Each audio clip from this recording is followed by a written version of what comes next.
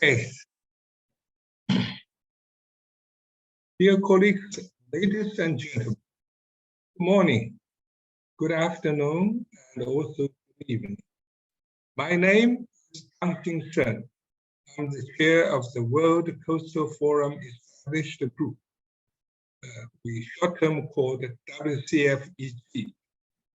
I'm also the former president of IUCN. I'm so glad to be able to chair this side event at this important United Nations Ocean Conference today and together with us.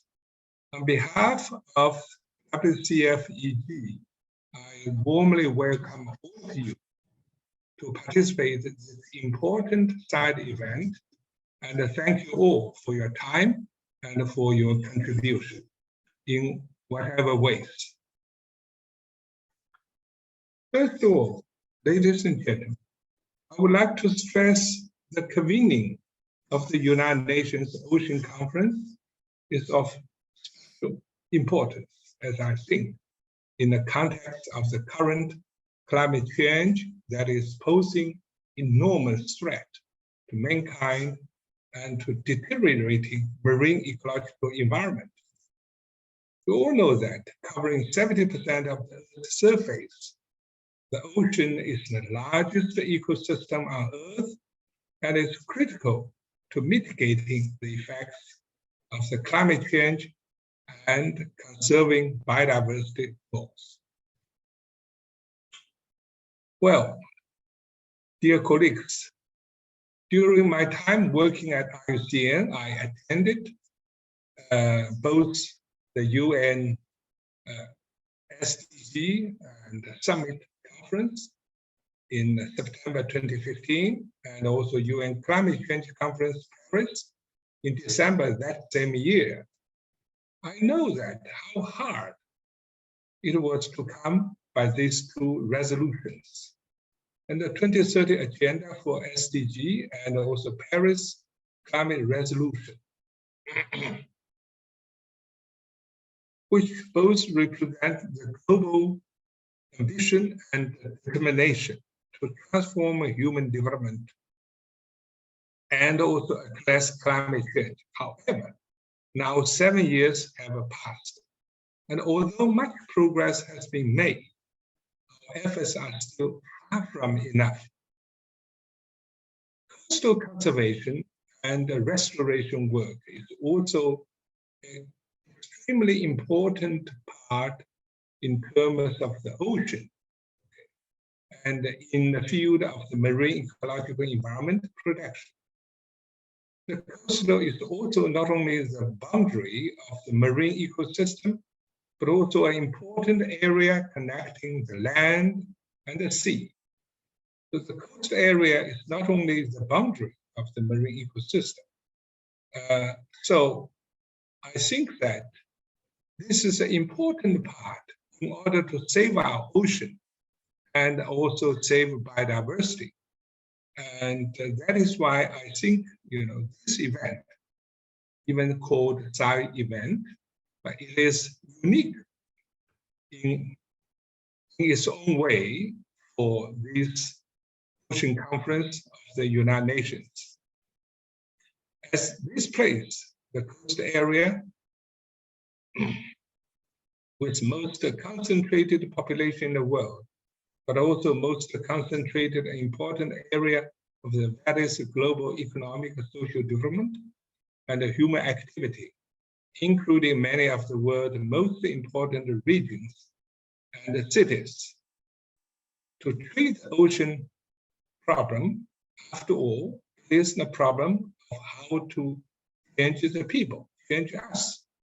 So that is why how people treat nature properly and correctly. The coastal area is so important.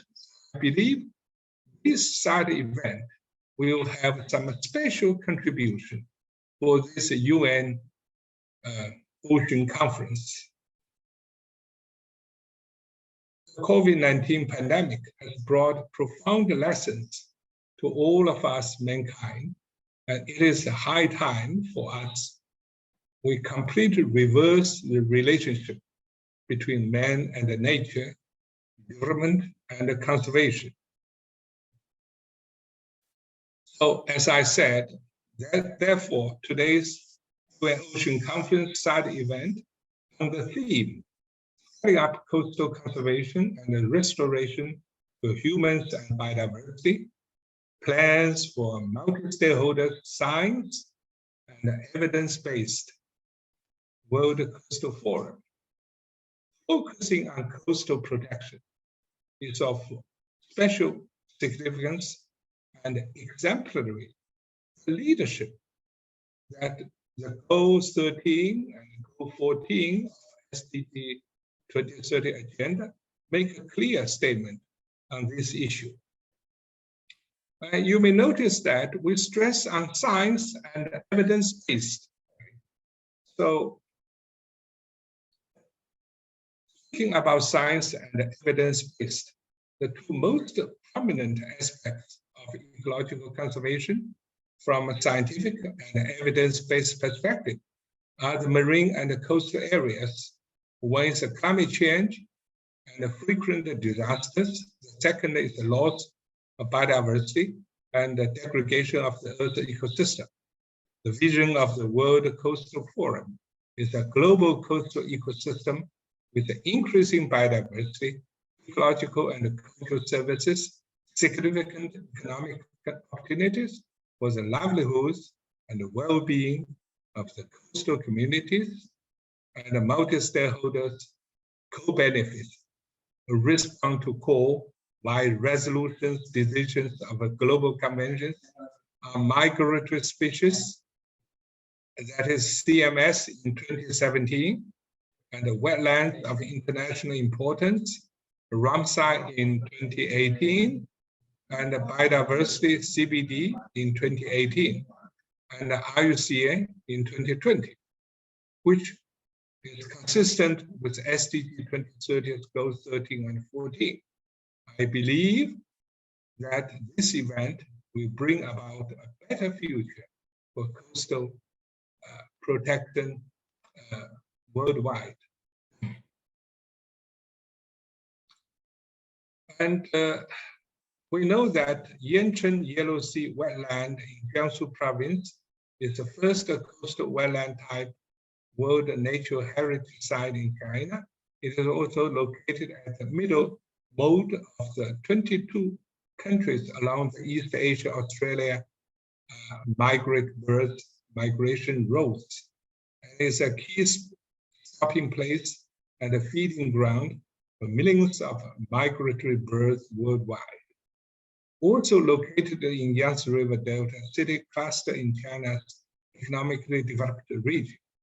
And the heritage site represents a humanist coincidence of man and nature, provides a global reference for coastal wetland conservation and sustainable development. This site event meeting since WCF International Consultation meeting held in Yancheng, Jiangsu province this year in October, in January, to adopt the initiative on the establishment of the Global Coastal Forum. The establishment of the International Preparatory Working Group after 6 months of hard work, day and night, and absorb of 24 widely representative institutions and the employment of internationally renowned environmental ecology and environment as ambassador consultant, Mr. Stanley Johnson, Mr. Arthur Hansen, as the WCF EG's advisors at the international consultation meeting on January 10th, the UK, Czech, Colombia, Cambodia, Peru, Indonesia, and Portugal participated as observers. At the second plenary session of WCF EG on May 17th, Singapore, Spain, Australia, and the League of Arabic States participated as observers, and others continually making new progress, such as this. Today is the appearance, to to open again to the global public. And this is a great example of independent, open, and transparent mechanism of the WCF always stick to. And among the tens of millions of applications for side event for this UN Ocean Conference, the organizing committee of the UN Nations Ocean Conference officially approved the application of the Trina Foundation, I mean the EFT, and also BirdLife International to organize this side event on the Global Coastal Forum, which is also a good recognition of the role of WCF plays has been recognized by this conference. Now, dear colleagues, I want to stress 3 points.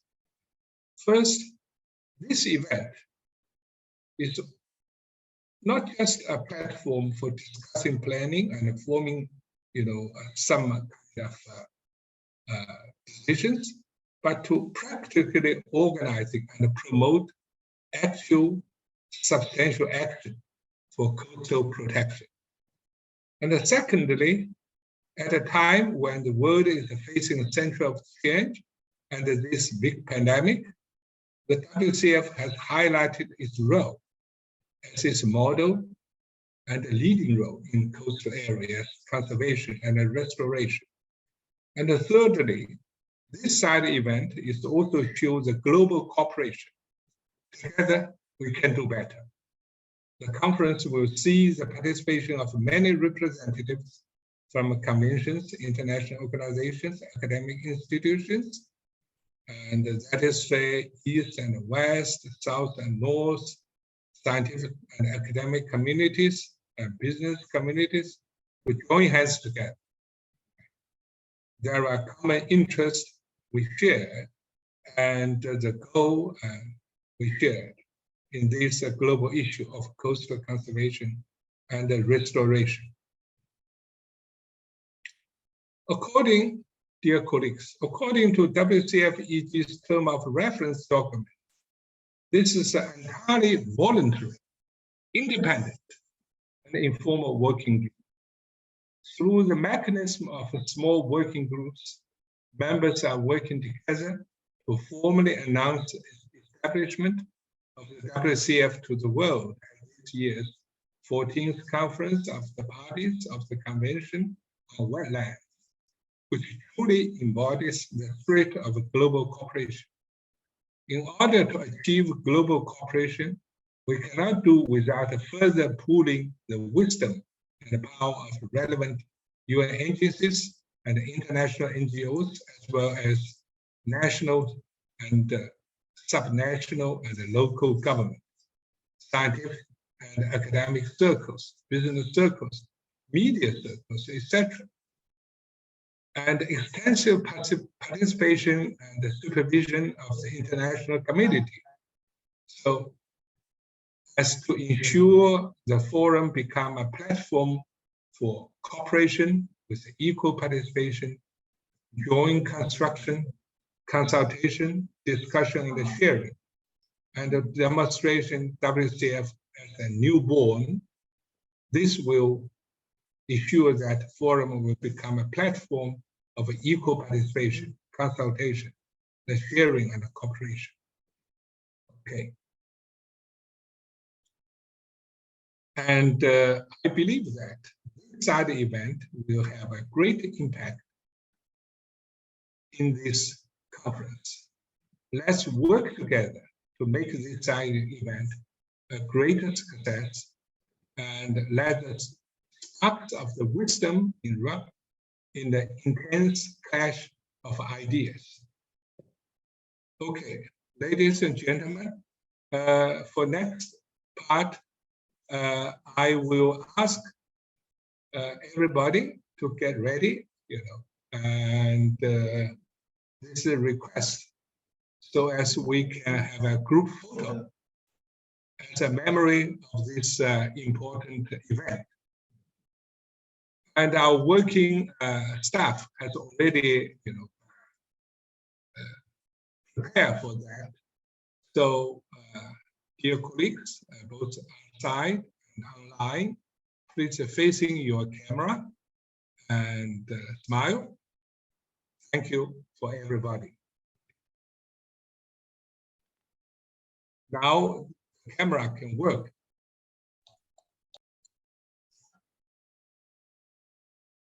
Okay.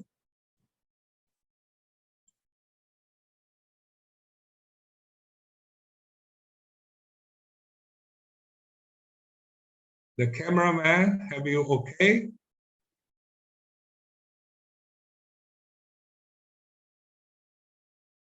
Ready?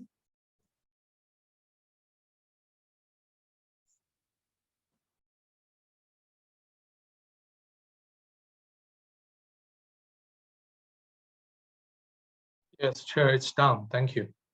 Okay, good, good. So the next part, please allow me to conduct that in a Chinese language. Okay. Dear colleagues, 各位同仁，各位朋友，现在我 Dear 们 colleagues, dear friends, next we are going to play the keynote speech from Mr. Zhang Zhanhai, the Chief Engineer of the Ministry of Natural Resources and the Special Envoy of Chinese government. work, simultaneous interpretation work. Can you hear English? Okay, good. Thank you. Done.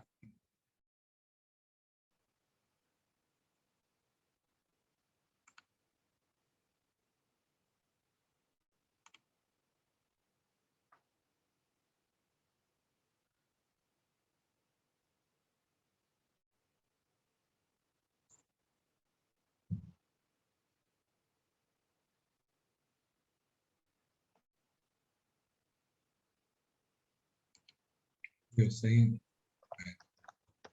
saying.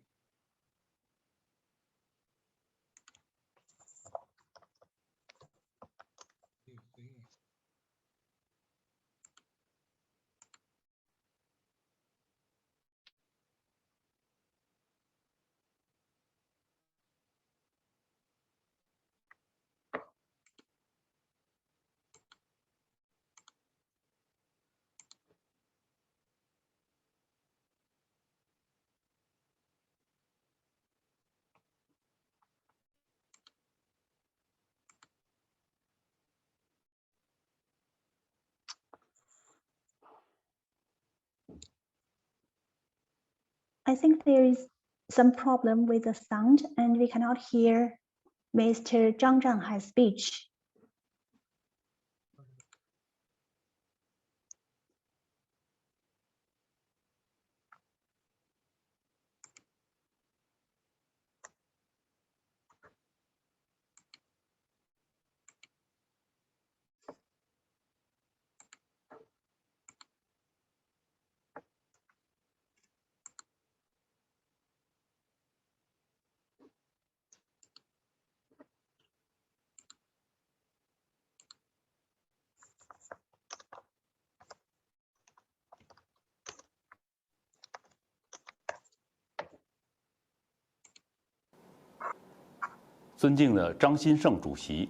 Distinguished Chair Zhang Xinsheng, Madam Patricia Zurita, Mr. Stanley Johnson, distinguished guests, ladies and gentlemen, good evening, good morning, and good afternoon. It is a great pleasure to join you at this milestone event, the World Coastal Forum at UN Ocean Conference, to deliberate on coastal ecosystems and sustainable coastal development. First of all, please allow me to extend the warmest congratulations on behalf of the Ministry of Natural Resources of China to the event. And my heartfelt welcome to all guests, new and old friends. The health of oceans is closely related to the safety of our home Earth. As a connection zone between terrestrial and marine areas, it is the most dynamic zone for economic and social development. The coastal ecosystem is one of the mostly interconnected and shared ecosystems in the world. their conservation requires more international cooperation than any other type of ecosystems. Also, it requires the joint efforts in conservation. The coming decade is vital for mankind to collectively address climate change and restore ecosystems. Coastal areas can play a significant role in the implementation of the UN 2030 Agenda for Sustainable Development, the Paris Climate Agreement, and the Kunming Declaration, the main outcome of the CBD COP15. 生态系统，促进滨海地 It 区 is our common responsibility to protect, conserve, and restore the coastal ecosystems and promote the sustainable development of coastal areas. In response to the resolutions and decisions of the UN Ramsar Convention on Wetlands, Convention on Biological Diversity, Convention on Migratory Species, and IUCN's call for establishing a multi-stakeholder global coastal forum in January 2021. China hosted the World Coastal Forum, driven by the momentum from the 4 consecutive Yellow Bohai Sea Coastal Wetland Symposiums in Yancheng, Jiangsu Province. The WCF is to build an international cooperation platform for exchanges and deliberations on coastal ecological conservation and sustainable development, and for sharing of approaches, policies, and best practices towards eco-civilization. I would like to congratulate the partners for having realized the fruitful results and broad consensus on the way forward. 决定成立国际筹建组，推动将全球滨海论坛 We have decided to establish the WCFEG.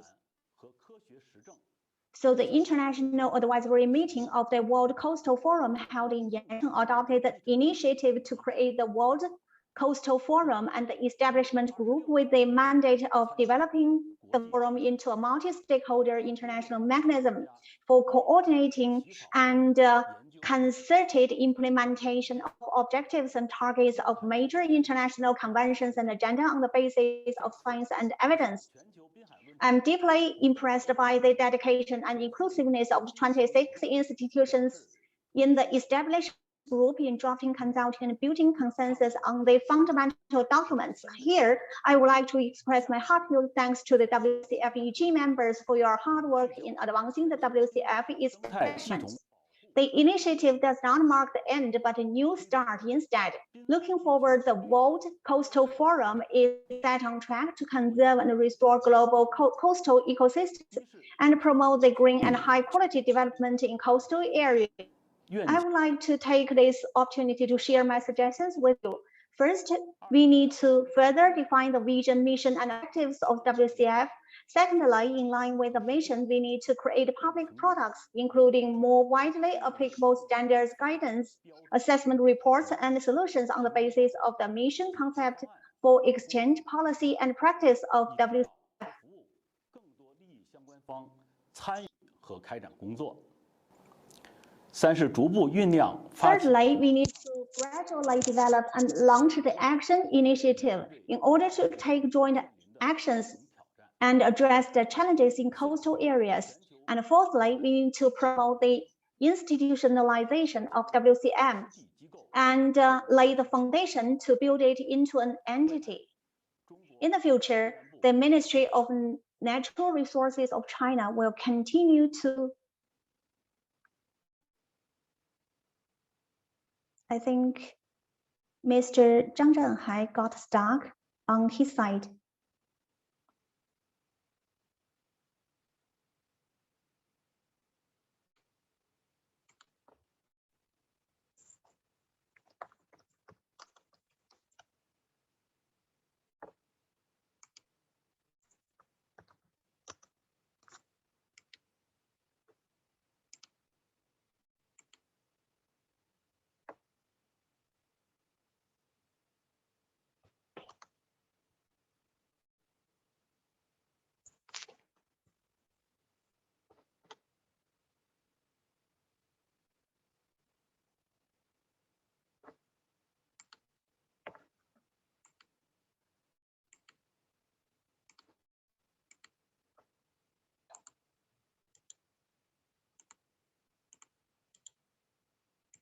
他们是正常的，他们结束了，是我们卡了。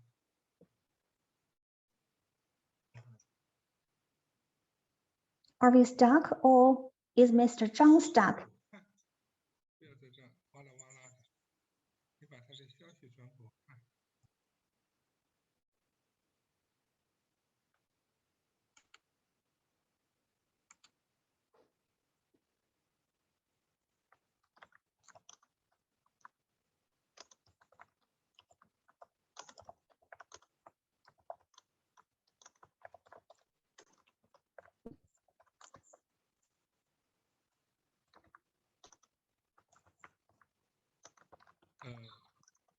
Anyway, Alex, so we can continue.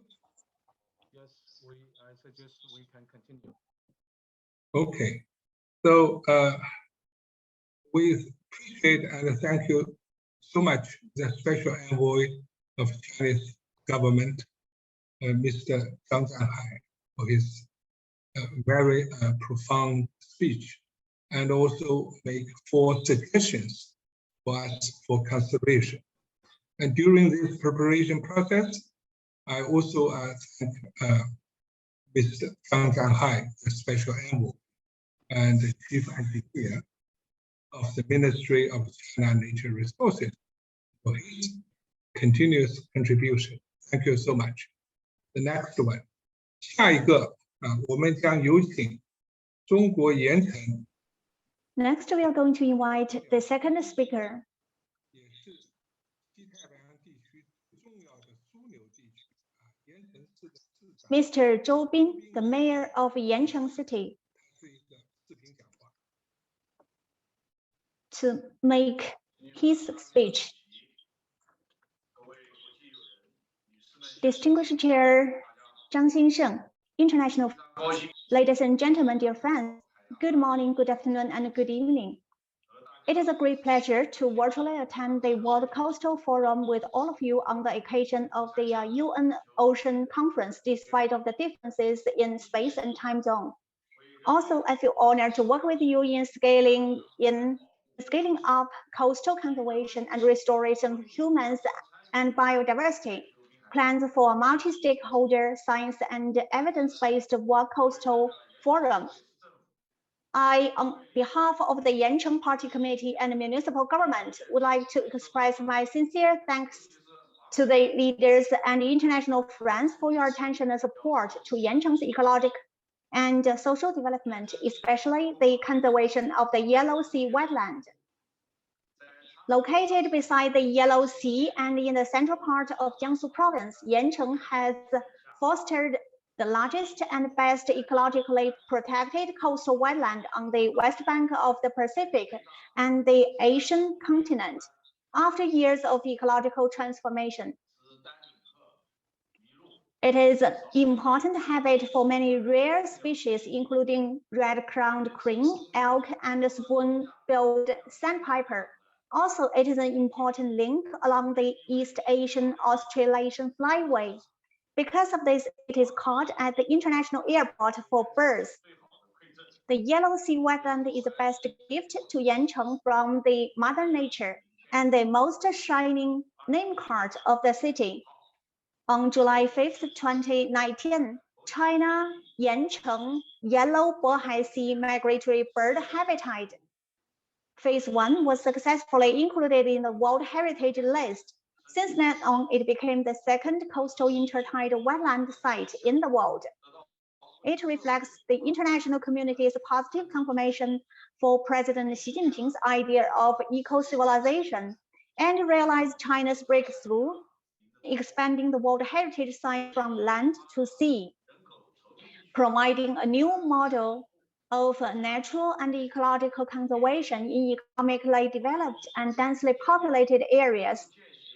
On the new starting point, we will go further in implementing President Xi's idea on eco-civilization, strictly follow the World Heritage Convention, make greater efforts to protect and restore wetlands, build wetland museums and parks, as well as an international wetland city and a demonstration site for national eco-civilization. Besides, the Yellow Sea wetland was selected as one of the biodiversity 100 plus global specially recommended cases for its eco-restoration. Yancheng has successfully organized the Yellow Bohai Sea Wetland Symposium 4 years in a row. Early this year, the Ministry of Natural Resources of the People's Republic of China and the People's Government of Jiangsu Province organized the first global coastal forum in Yancheng, with which we created the international exchange platform, fostered the international consensus, and contributed the Yancheng wisdom to global ecological governance and sustainable development. Human beings created community with a shared future, and the ocean provides a community for all marine lives. The conservation of coastal ecology requires the whole world's efforts. As a World Natural Heritage Site, Yancheng will steadily practice President Xi's idea of eco-civilization, firmly strengthen the awareness of building a community with a shared future for mankind, actively implement innovative concepts as nature-based solutions, and truly conserve the Yellow Sea wetland to contribute our part to the world's heritage site protection. For the resources of ocean, wetland, forest, and tidal land, we will plan for the development of culture, tourism, and healthcare industries in a systematic manner, and transform the ecological endowments into a strategic accelerator for the development of the Yellow Sea wetland. We are looking forward to strengthen the exchanges and cooperation with the leaders, international friends, and international organizations present in order to set up the WCF Secretariat and NBS Asia Center in Yancheng.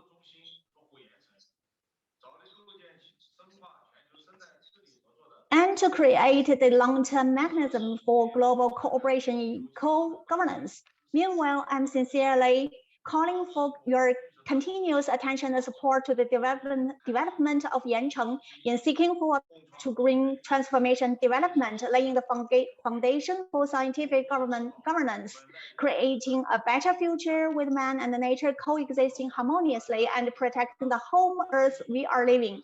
Finally, to good health, successful career, and all the best. Thank you very much. Thank you very much for the wonderful speech made by Mr. Zhou Bin, the mayor of Yancheng. As we know, Yancheng is the second coastal tidal wetland World Heritage Site. How to properly deal with the relationship between development and conservation? This is a very hard decision to make because Yancheng is located in the Yangtze River Delta, where the economic activities are most developed. We need to sacrifice the economic benefits to protect the East Asian Australasian flyway. So we need to appreciate Yancheng for their great support to the conservation and WCF establishment. We hope Yancheng in the future will contribute to the coastal conservation, play the leading role in this regard, as said by Mayor Zhou. Next, please allow me to apologize for the pause of Mr. Zhang Zhanhai's speech. And now I was told that the problem is already solved, and now we will continue to play the last part of Mr. Zhang's speech. Please go ahead. Fourthly, we need to promote the institutionalization of WCF. In the future, the Ministry of Natural Resources of China will continue to promote the establishment of the World Coastal Forum with all stakeholders in order to fulfill the conservation task and address the challenges in sustainable development in coastal areas. We welcome all the interested national and subnational governments, UN agencies, international organizations, research institutions, universities, and enterprises to join us share your successful experiences, and build a beautiful home with man and nature coexisting harmoniously. 谢谢大家。 Thank you very much. 谢谢国政府特使张占海， Thank you very much 也谢谢他 for the wonderful speech by Mr. Zhang Zhanhai and his team in the Ministry of Natural Resources and the National Forestry and Grassland Administration. Thank you very much for your continuous support for WCF establishment. Thank you for your great efforts. Next, 下个程序将请国际组织的代表发言。Next, we will invite the representatives of the international organizations to make their presentation. It's my great pleasure to invite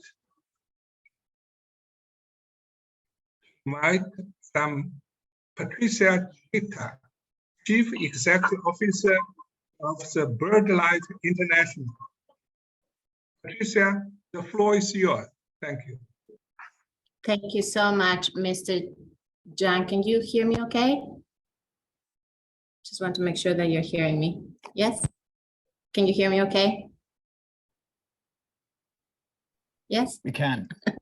Okay, perfect. can, Thank Patricia. you so much, Bill. Thank you. Thank you so much, Mr. Zhang. I am Patricia Zurita. I'm the Chief Executive of BirdLife International. As you probably know, BirdLife is this amazing family of over 115 organizations from all over the world who come together with a mission to save birds as the best ambassadors for nature. I am deeply honored to be speaking on and representing BirdLife International as the co-coordinator of the World Coastal Forum with the Eco Foundation Global, and give you a little bit of an update on our work, as well as the update on the establishment of the World Coastal Forum. BirdLife has been at the heart of this World Coastal Forum process since it was conceived in the margins of the 2012 CBD COP in Hyderabad, India, when we were discussing the implementation of the IUCN resolution on conservation of coastal wetlands of the East Asian Australasian Flyway, particularly the Yellow and Bohai Seas, that was adopted in Jeju, the Republic of Korea, on the shores of the Yellow Sea, actually. As you probably know, it was initially conceived as the Global Initiative on Coastal Wetland Restoration, known as Caring for Coasts, following a CBD decision on this and the Pyeongchang CBD COP in 2014. It was championed by the government of Canada, who commissioned the CBD Secretariat to run a preparatory process. BirdLife worked with the government of Canada to do much of this work, and the Ramsar Secretariat provided support for the international steering group.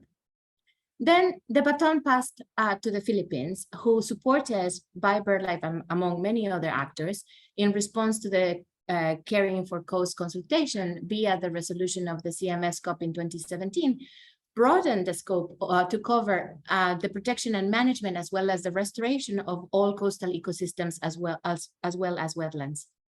They also championed the complementary resolutions through the Ramsar and CBD COPs the following year.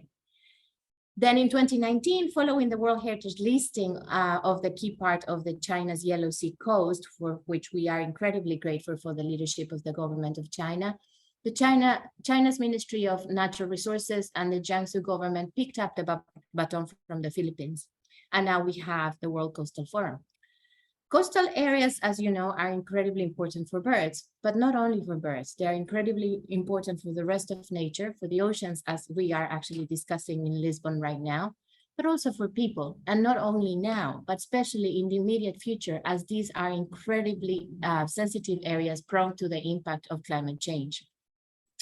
Coastal water birds are one of the 3 most threatened migratory birds on the planet.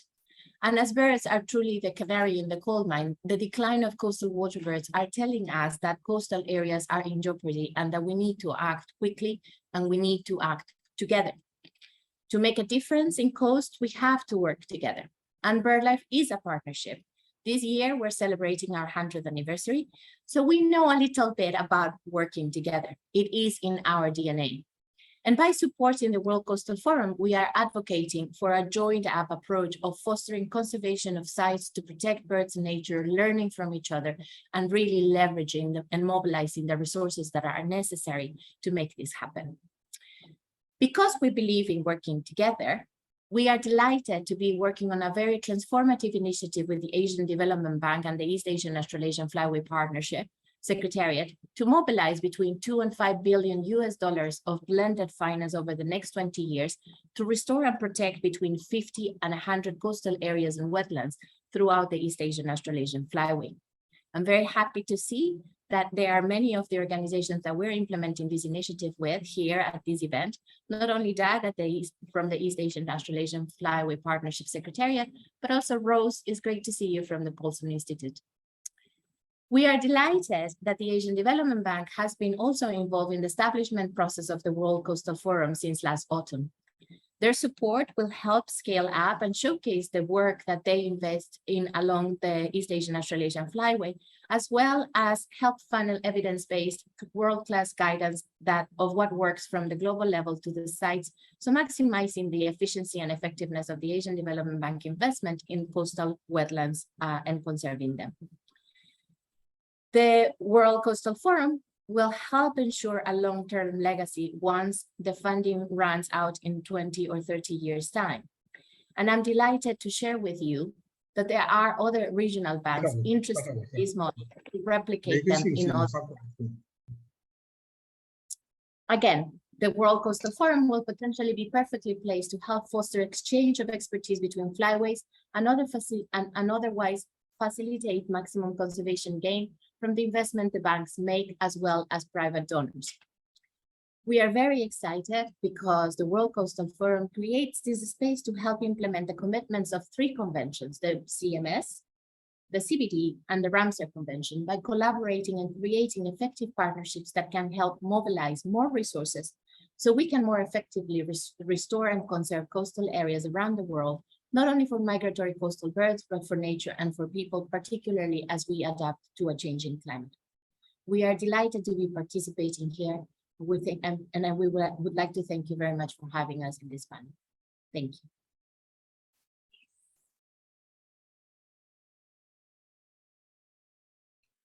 Thank you very much, CEO of the BirdLife International, Madam Patricia Zurita, for your excellent speech.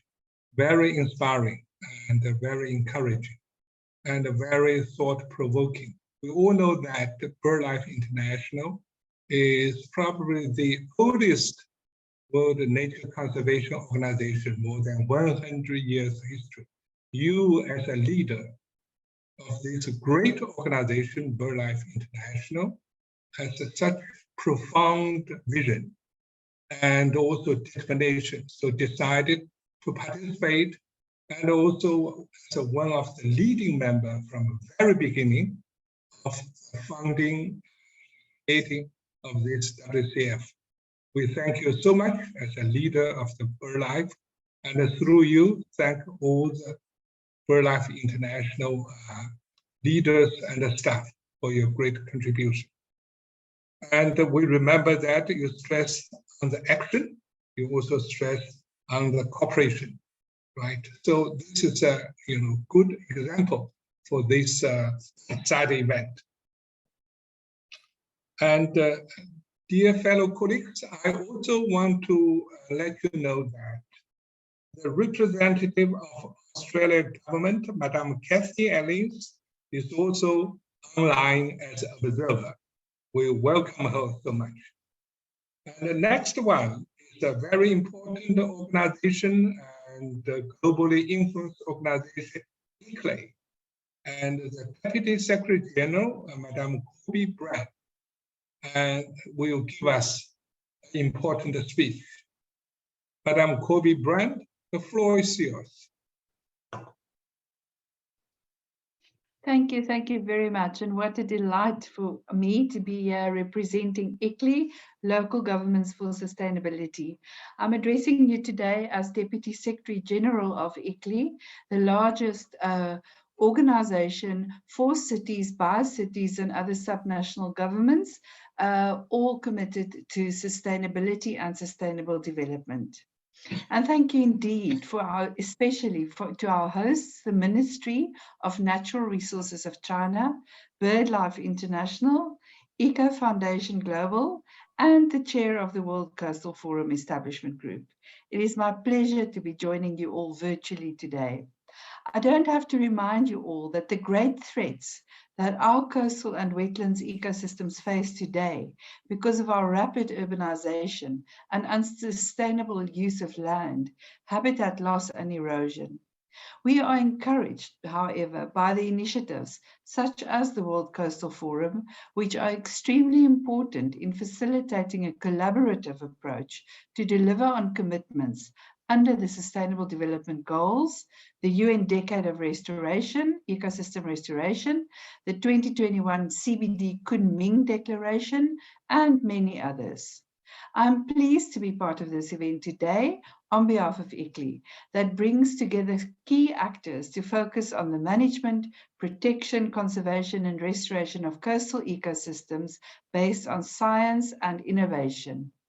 ICLEI is excited to work with the World Coastal Forum to facilitate evidence-based action, and specifically in combining our efforts to scale up prioritized evidence-based protection, management, and restoration of coastal ecosystems from the local to the global scale.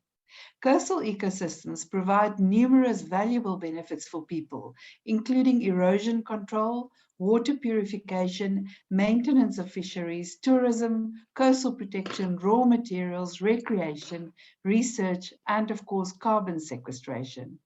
There has never been a more urgent need to restore damaged ecosystems than now. Science tells us that the next decade will matter most in our fight against catastrophic climate change and in protecting the 1 million species currently threatened with extinction.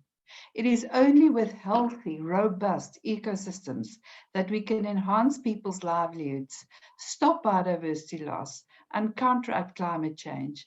And as we've experienced, restoration of these vulnerable ecosystems also has the ability to assist us in building back better from global pandemics, but most importantly, in preventing future pandemics and creating jobs in the process.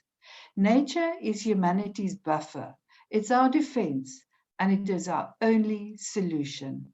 We must work with nature and let nature be our guide in our approach to restoring vital ecological functions of our coastal ecosystems and wetlands. Our coastal line is such a thin line between oceans and land, and it's a very vulnerable, very volatile area that deserves full protection. And in reducing the pressures on our coastal ecosystems, we must make them more resilient. This is an affordable and long-term solution, which is particularly important on my continent, the African continent. Africa's coastal areas are extremely variable because of multiple and layered natural, social, and economical and cultural factors. I must therefore argue in favor of solutions that fit the local environment. There's no one-size-fits-all. There's no cookie-cutter approach. Every city, every local community, every local coast shore needs its own plan of action. We are seeing a growing movement towards prioritizing the role of functioning ecosystems as core municipal green infrastructure and recognizing that sustainable management, conservation, and restoration of ecosystems and related ecosystem services are central to the adaptation on the continent.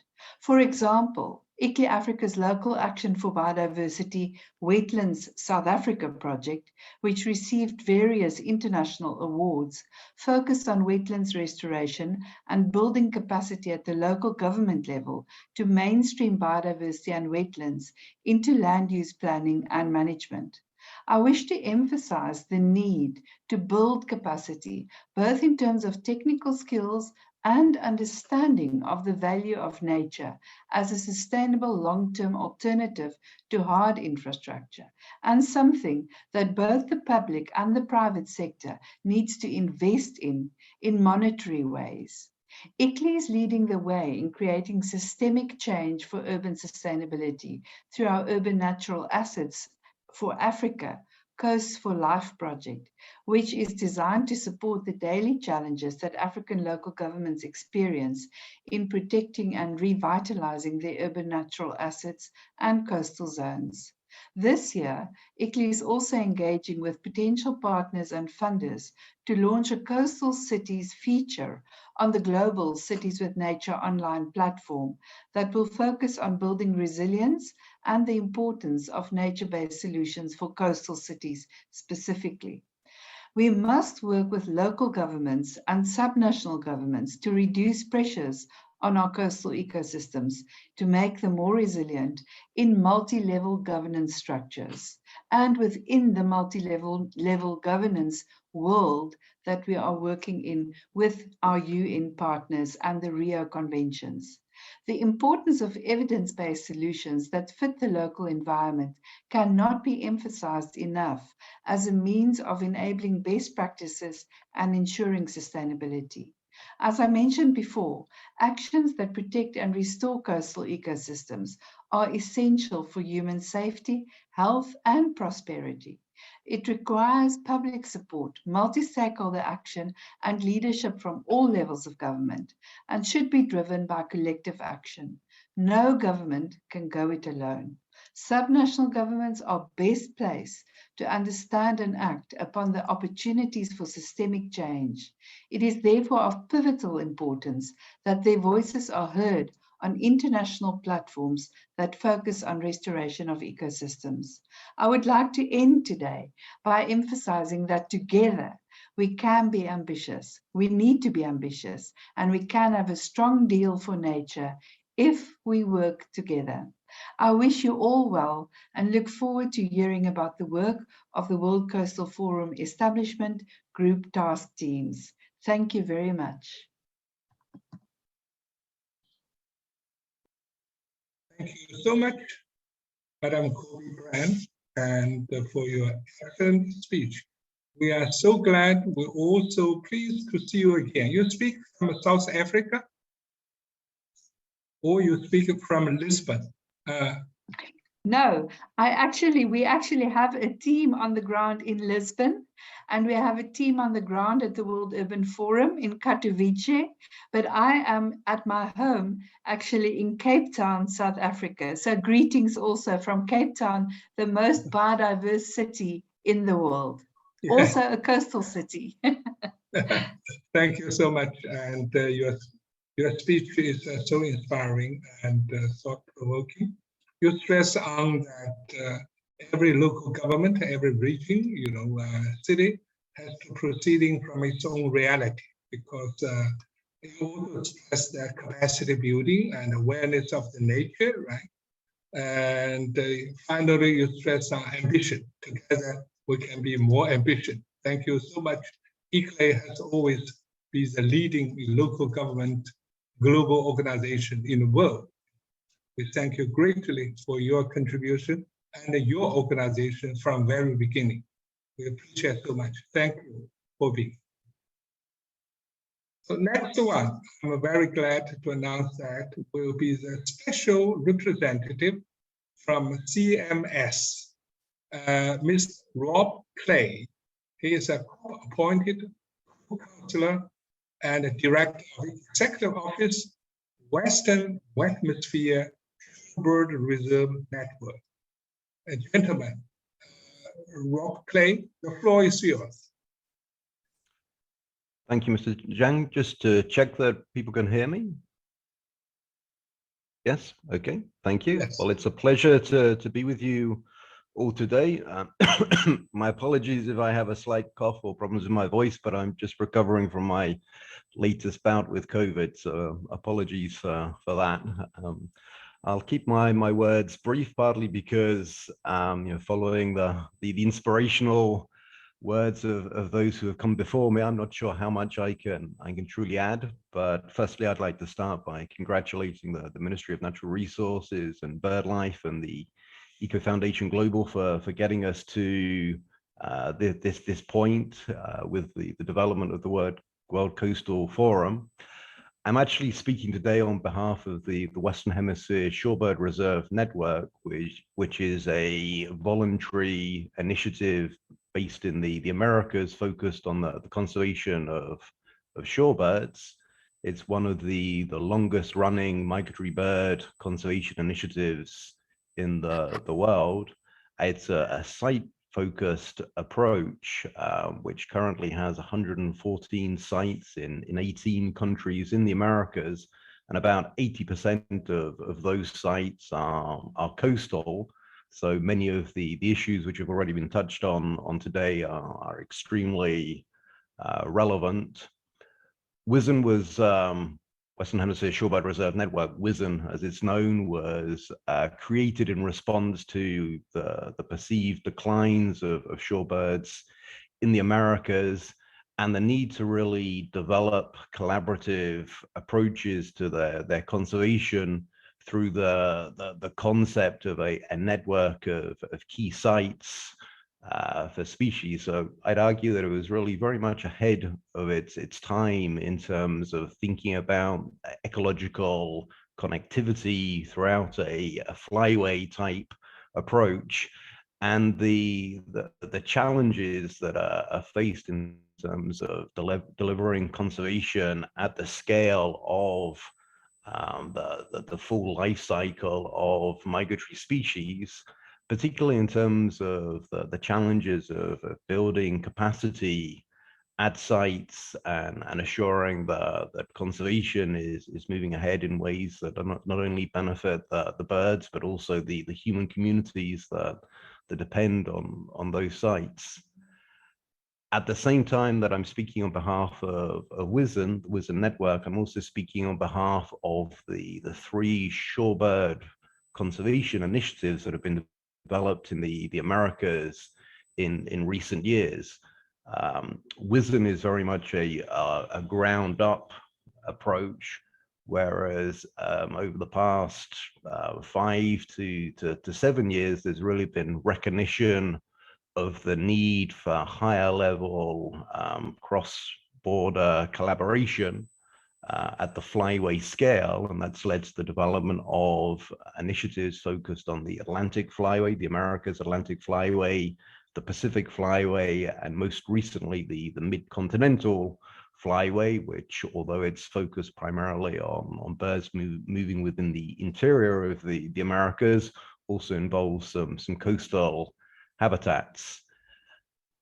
Both WHISN and those flyways initiatives have really are confronting a whole series of challenges where I think we can safely say that the World Coastal Forum really holds a lot of promise in terms of us helping to address those challenges.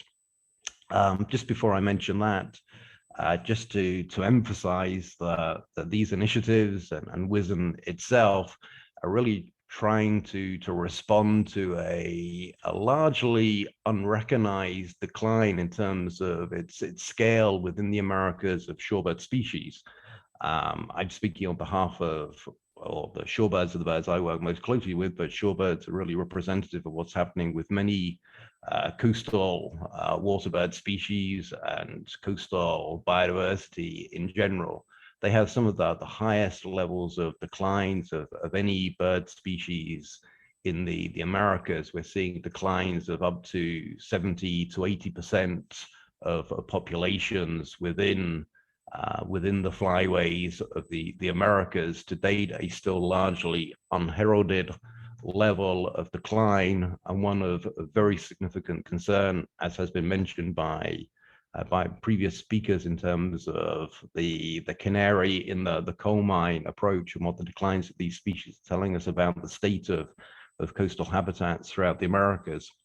So the flyway initiatives I've mentioned and WHISN have really come into existence to respond to that situation. The challenges that we're seeing as we try to work across the Americas include really the fragmentation and duplication of many conservation efforts, fragmentation in terms of just not enough collaboration to address the scale of the challenges we're facing, and duplication in terms of too many people essentially trying to recreate the wheel. And we think these are both issues that the World Coastal Forum could go a long way to help address. We know a lot. We need to know more, but we know a lot. And key is getting that knowledge, and in particular the evidence-based solutions, the evidence-based knowledge into the hands of practitioners throughout the Americas. Another very significant challenge is how do we scale up approaches? As I mentioned, WISN is very much focused on the local-based solutions working at specific sites, but we need to elevate those solutions across the flyways, across the full life cycle of migratory species. And that requires extensive collaboration and communication. And again, an area where we believe the World Coastal Forum can really play a critical role. I've already mentioned the need to build capacity. Based on my experience working with WISN, no one site within the network has sufficient capacity and never will have sufficient capacity. There is always need for more. But when you actually look across a whole network of sites, a whole network of people and organizations working in conservation and sustainable development and resilience issues, there is significant capacity. So the challenge really becomes, how do you make sure that the capacity is deployed where you need it at any one moment in time? And again, we believe that the World Coastal Forum can play a really critical role in helping to mobilize capacity, help to mobilize knowledge that it's being employed at sites where it's most needed. I think we're also really seeing the need and the opportunity to inspire fresh approaches, to take ideas that have been developed in one part of the world and adapt them, modify them, and try to apply them in other sites where there may be different species.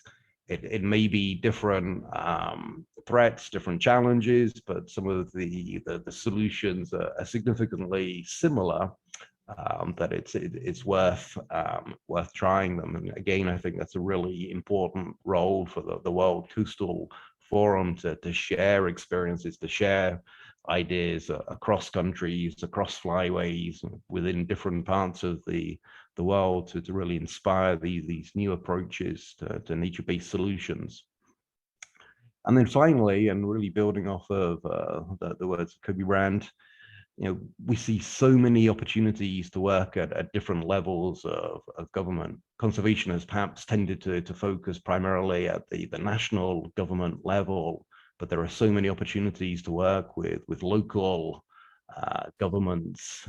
That's really where the secret lies, I would argue. And again, I think that the World Coastal Forum, and through its structure, really focused on government-to-government cooperation, collaboration, and communication at different levels, is really setting itself up to be a key part of finding the solutions that we so desperately need.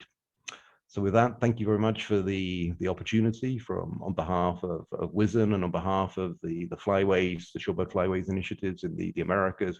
We're committed to doing what we can to help bring this to fruition. Thank you so much, Dr. Rob Clay. You bring us to the America, the Western Hemisphere, and also the perspective of regarding how to protect the microbirds' roots, right? You also draw us attention that in American continent, both north and the south, 70 to 80% of the microbirds' roots has been through the increasing of the numbers.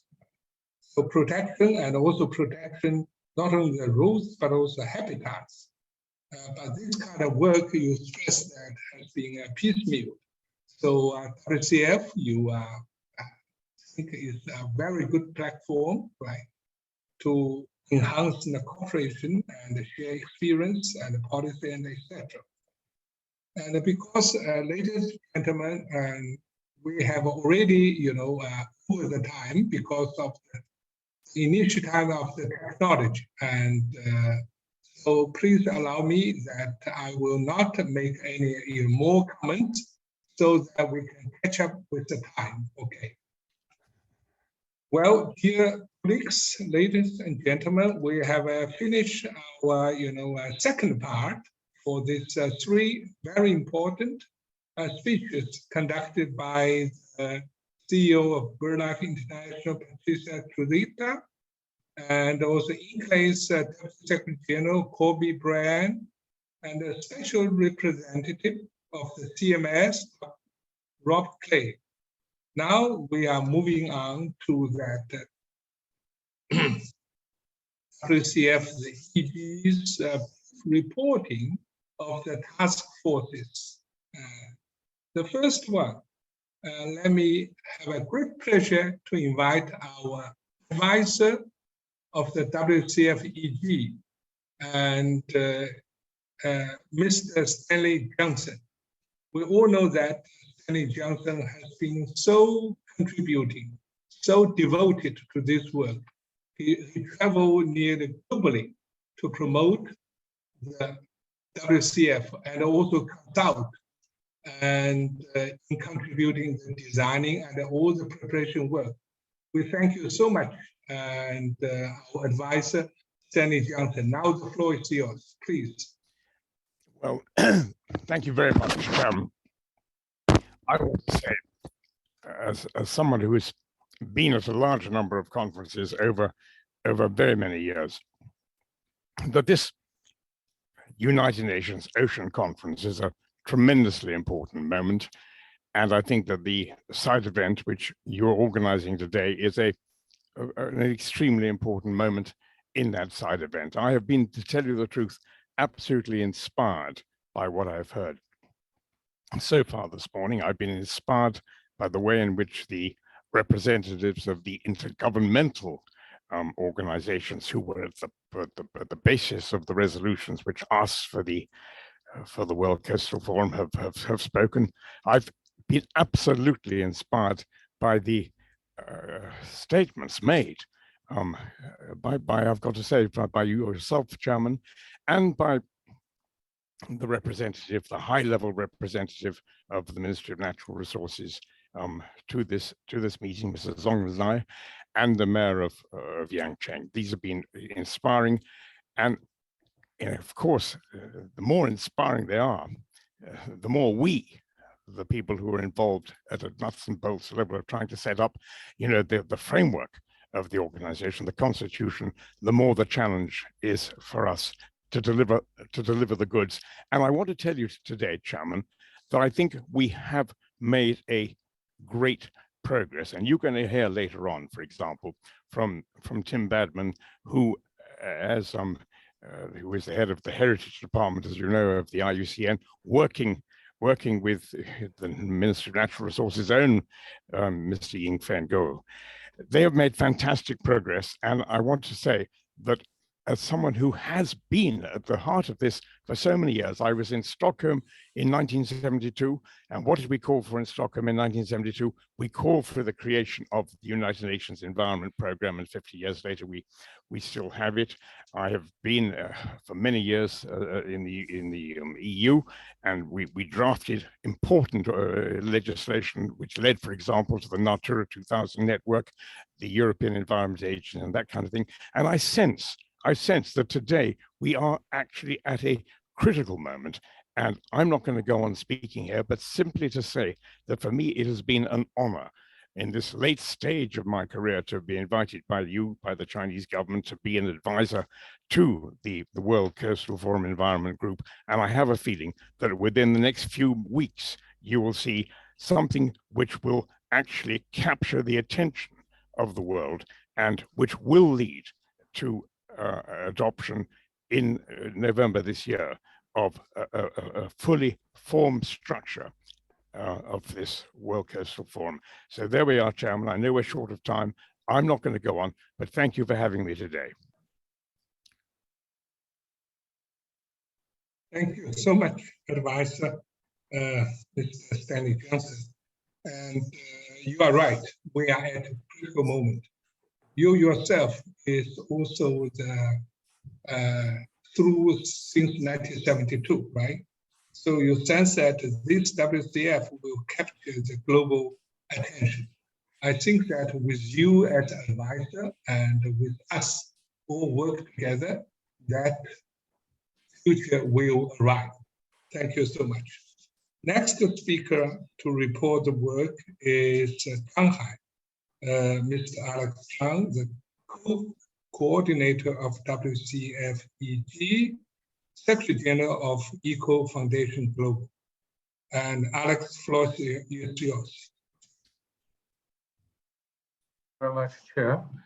尊敬的张主席，张总工， Distinguished Chair Zhang Xinsheng, Chief Engineer Zhang Zhanhai, Madam Chen from the International Cooperation Department of Ministry of Natural Resources. 非常好的表率，他的这个讲话言简意赅，为我们大家节省了时间。Advisor Stanley Johnson made a very brief introduction about their latest progress, and now I, as the coordinator of WCF-EG, will make a brief introduction. After the launching event, in the next half a year, we have organized more than 10 workshops, but because of the cost limit, and we always organize all the workshops and events in English. So next, I will continue my presentation in English. Presenting the coordinators of the establishment group of World Coastal Forum to make this a very brief report. Mr. Johnson had just said a great example of the EG that respecting everybody's time. I will try to be as brief as possible. Many of my colleagues, co-leads of the task teams will bring you into details about what we have been doing in the past 6 months. But for most, I want to bring your attention that the World Coastal Forum establishment group's all activities are strictly following the terms of reference that since February 17th of this year, when the WCF-EG being established and the draft of the TOR has been circulated among the members of the WCF-EG. And we particularly appreciate the inputs, edits from the government agencies, as well as CBD, Ramsar, and CMS colleagues. So by April 7th, the terms of reference before the second WCF-EG meeting has been adopted, and then now it's on the website. And according to the TOR, the WCF establishment groups as participants have different types: members, observers, advisors, the steering group, and then more importantly, there are currently 5 task teams working within the WCF-EG framework. Now, I would like also to introduce my colleagues. For by now, you all know that Ms. Nicola Crawford, the Principal Policy Officer of RSPB, is on behalf of BirdLife. And I'm very lucky and delighted to have Dr. Tej Mengdu working with me from the EFG side, both BirdLife and the EFG, according to the TOR, serving as international coordinators of the WCF-EG work. And ladies and gentlemen, I'm extremely delighted to report to you that if you remember back to the January 10th, when we first meet in Yancheng at the International Advisory Council meeting, at that time, there were about 15 so-called shapers. Mostly are international NGOs, worked many days and nights in preparing for the initiative documents of the WCF. And as of now, today, as Stanley and also Chief Engineer Zhang has reported, we are now having 26 participants in total. And among these 26 participants, we have 46% of them are international NGOs, and 11% are UN agencies or programs or MEAs representatives, 8% are government agencies, 15% are regional intergovernmental organizations, 12% are university and research institutes, 8% are highly world-renowned individuals. So we have a very good coverage of multi-stakeholders representatives as requested, suggested by the MEAs according to their resolutions and decisions. And in terms of a geographic distribution, we have 10 from Asia, 5 from North America, 1 from South America, 9 from Europe, 1 from Africa.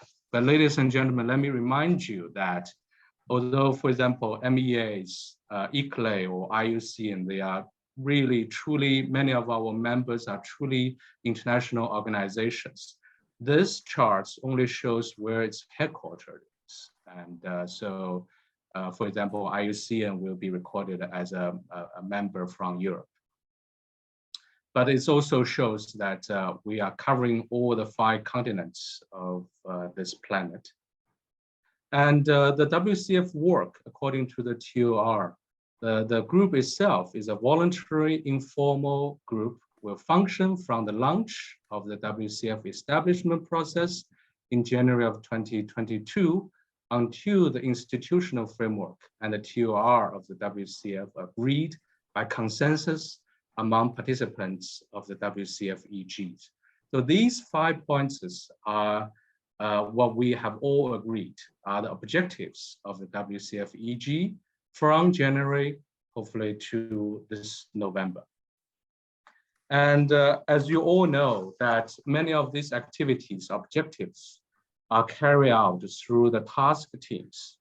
We have now 5 task teams. The task team 1 institutional framework. The purpose of it is preparation of the following draft documents for adoption at the first meeting of the WCF itself. And we are very lucky to have Tim Badman representing IUCN and also Guo Yingfeng from MNR China co-leading this group. This group now have 14 members. Many of our participants send their representatives into the institutional framework. The task team led by Nicola and also Luo Ming from China. Their purpose is to plan WCF EG's international and national stakeholder engagement to build a strategic constituency of support in the lead up to the WCF launch. Currently have 5 members. Task Team 3, very much driven by ICLEI. You will hear Ingrid representing the co-leads to give you a report later. We also have representative from Yancheng. This group now have 3 members. And Task Team 4, stakeholder mapping, is very, very important. We now have 3 members, but unfortunately, we're still missing the co-leads for this group. So we are taking this opportunity, also inviting all the participants to volunteer, you or your organizations, to start this very important work of stakeholder mapping. And our last but not the least, also the largest group is the science and evidence. As you all know, the WCF-EG is emphasizing on science and evidence-based implementation of what the treaties, conventions, MEAs has been asking us for to do, same as this great platform, UN Ocean Conference. We are honored to have Professor Sutherland, Dr. Jackson, and also Dr. Lu Wenhai co-leading these teams. So they will also give reports. I'm not going to spend more time on this. We are very honored to have this 26 organizations and individuals has participated tremendously, volunteered their time in the past 6 months. The coordinators are meeting weekly The steering group are meeting monthly.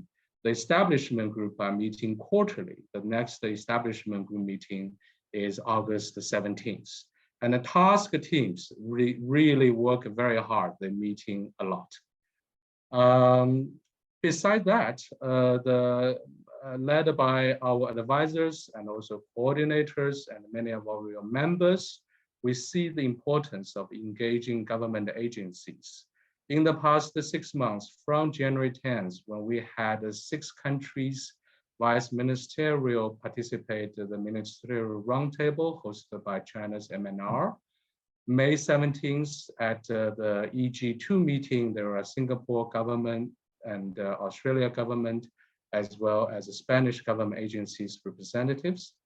Plus, throughout this half year, we also have bilateral meetings with, for example, EU Commission, the Arab States Leagues, Norway, Sweden, Finland, some other countries or intergovernmental organizations. So we are reaching out to 17 different government agencies.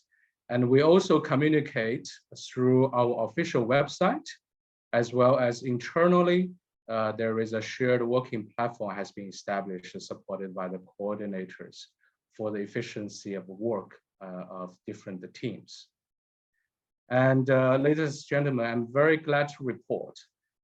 This is the screenshot of Annex 1 of the TOR of the establishment group.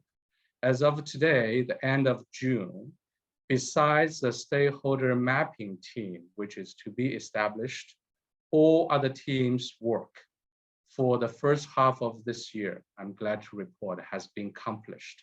It was really great achievement of this establishment group. Everybody is working on a voluntary base, and it's truly the global collaboration spirit, self-driven spirit, make us to today's situation. So I'm very glad to report to the chair and everybody, and congratulations on the great achievements in the past 6 months. Thank you very much. Thank you very much, Mr. Zhang Hai, co-coordinator. Very comprehensive and also very succinct report. And your report is really encouraging for this very substantial work and the progress made. And we appreciate every task force. Make so much progress for that. Next one, let me invite Mr. Tim Batman, the co-lead of the International Framework Team, head of the Heritage, Culture and the Youth of the IUCN. Mr. Tim Batman, the floor is yours. Well, Mr. Chairperson and dear friend, Zhang Xincheng, thank you very much for this opportunity. In view of the time, just very briefly allow me to convey IUCN's continued support and delight to be able to engage in the establishment process toward the World Coastal Forum. But my goal here is to give you a very brief overview of the work of Task Team 1, which focuses on the institutional framework of the World Coastal Forum. I co-chair that role, and Mr. Goh Yinfeng is here, but I think between planes in an airport.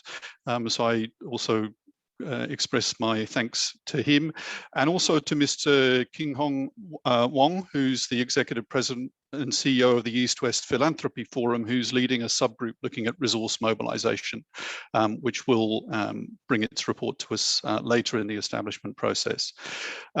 In summary, for the progress of Task Team 1, Alex has just outlined our mandate, but I think we've made very significant progress in bringing together the request for us to work on terms of reference, institutional framework and modus operandi of the World Coastal Forum into what I think is consolidating now as a consensus on the potential structure of the World Coastal Forum, and under a document that we will be recommending to the establishment group as a charter for the World Coastal Forum. Very briefly, I'd just like to take you through the headlines of that to give you a sense of the direction that we're recommending as a task team. The first is that the World Coastal Forum would adopt a legal status that is consonant with the tried and tested legal status of the East Asian and Australasian Flyway Initiative, which is a WSSD Type 2 organization, in other words, a voluntary partnership initiative of partners. And we've taken some existing terms of reference for that type of partnership to enable us to, I think, reach quite rapidly some sense of how the institutional setup of the World Coastal Forum could be put together. The headlines of that next would be to note on the scope of the World Coastal Forum, a consensus that this should not be very restricted to the intertidal, but should look at coastal ecosystems, including their associated habitats and including non-wetland ecosystems of coastal areas where the landscape or ecosystem approach is needed to tackle threats that are coming from the land or from the marine side of the coastal zone. So to be broad in the sense of the zone of interest of the World Coastal Forum. The vision is one where we see an enhancement of biodiversity and the ecological and cultural services of coasts, but to be clear that we're talking about also the benefits to communities, to livelihoods and to well-being, and to the multiple stakeholders who draw value from coastal areas. The mission, consonant with the points you've heard earlier, will be to catalyse, facilitate and promote local and national conservation efforts that are synergistic in the way they deliver the many international commitments to coastal ecosystems. And there will be a key focus on evidence-based actions in the mission of the World Coastal Forum. And we're suggesting 5 areas of objectives for the World Coastal Forum, focused broadly on the gathering and dissemination of evidence, encouragement of coordinated, concerted and cooperative implementation of actions at all scales, but particularly scaling up what works at the local level, supporting capacity building and knowledge transfer, supporting communication, education and public awareness, and being sure that the forum works in synergy with the different international initiatives, including the different global conventions from which it draws inspiration and to whose mandates it hopes to contribute. There'll be a program of work proposed in the institutional framework centered around a regular meeting process for the World Coastal Forum, but the suggestion to adopt a long-term strategic plan, potentially over 10 years, but with a midterm review.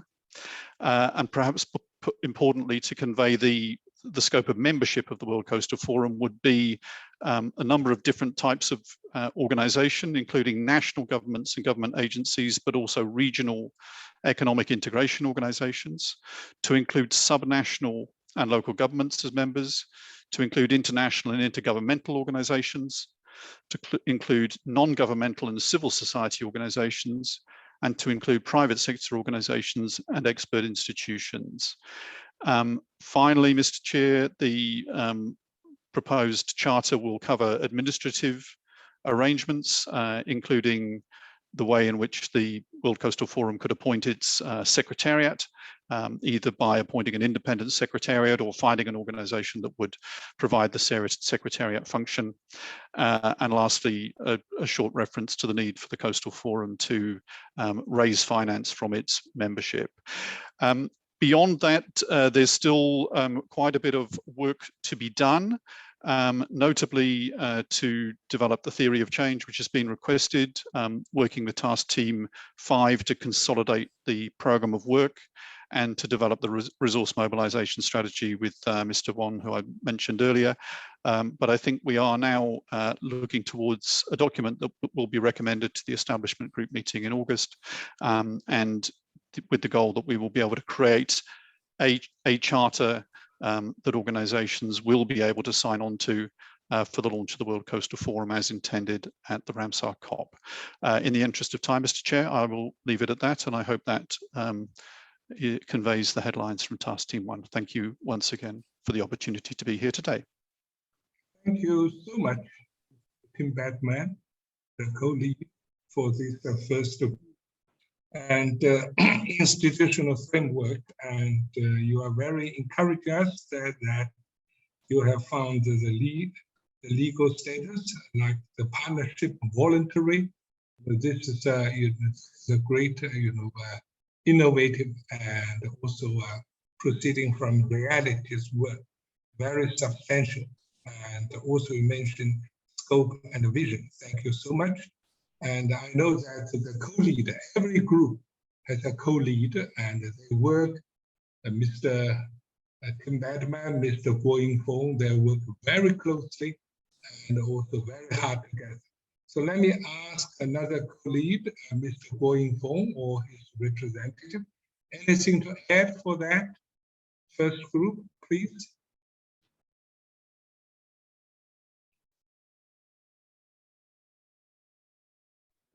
Oh, sorry. Are you asking for task team 2? I'm just in transit. We've just been evicted from the room, so maybe you can go on to the next task team. Yes, thank you so much. As always, when I conducting and when the co-lead one side, one person has a finished report as a main report, I always ask another co-lead for anything to aid. Let me speak that not only in English but also in Chinese. 那我每次都是这样啊，作为这个两主席的这个工作组，当一位主席汇报完以后，会问另一位郭云峰或者他的助理还有什么补充的？请问有没有补充？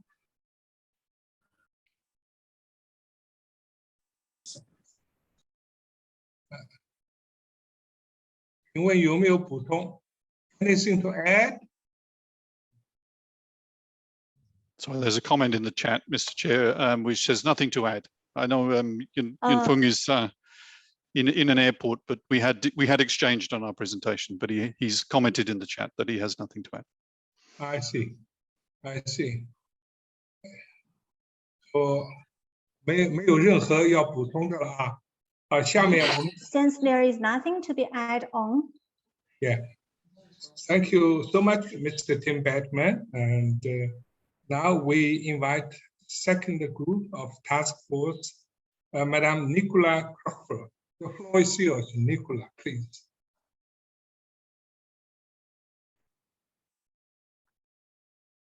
Thank you so much, Chairman Zhang. I would just like to thank my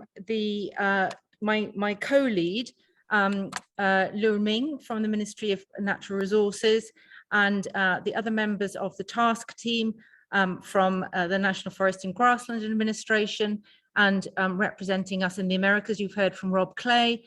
In Asia, you've heard, we have Hae-Son Do from the East Asian Australasian Flyway Partnership, and Jens Ennemark for the African Eurasian Flyway. So I'm just going to be very brief. If we can have the next slide, please. Do we have slides coming up? Nicola, you have to share screen yourself. Okay.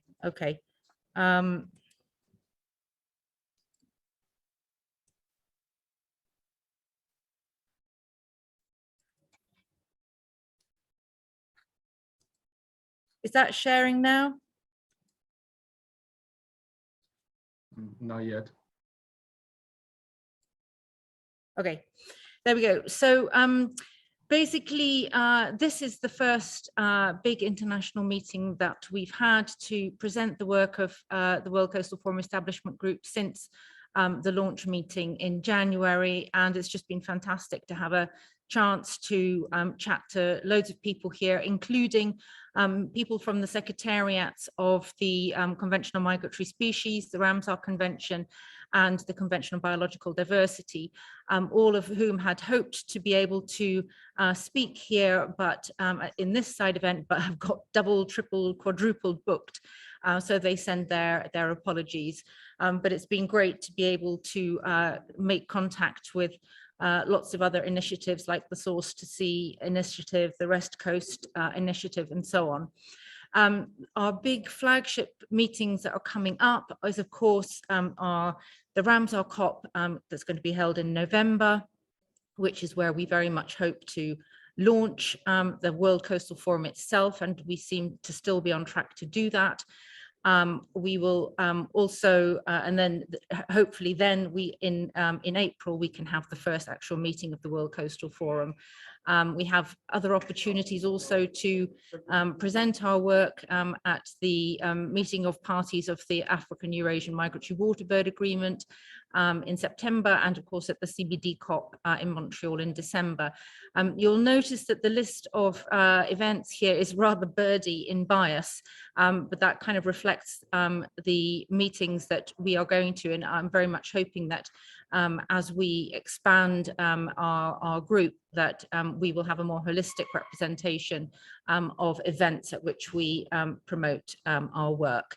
And in the other element of our work, Task-Team-2's work, is to reach out to all relevant stakeholders ahead of our planned stakeholder mapping exercise. And with that, I'm going to close and hand the floor back to President Jiang. Thank you very much.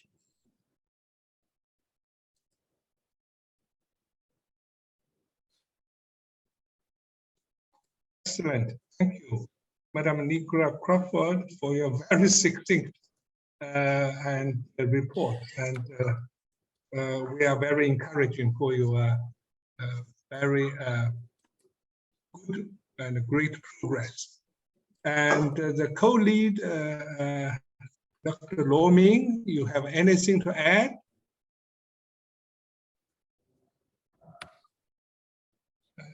罗明，你有任何事要补充吗？ Director Luo Ming, do you have any add-ons? But we cannot hear you, Mr. Luo. Madam Luo. Madam Luo, I'm afraid you are muted. We couldn't hear you.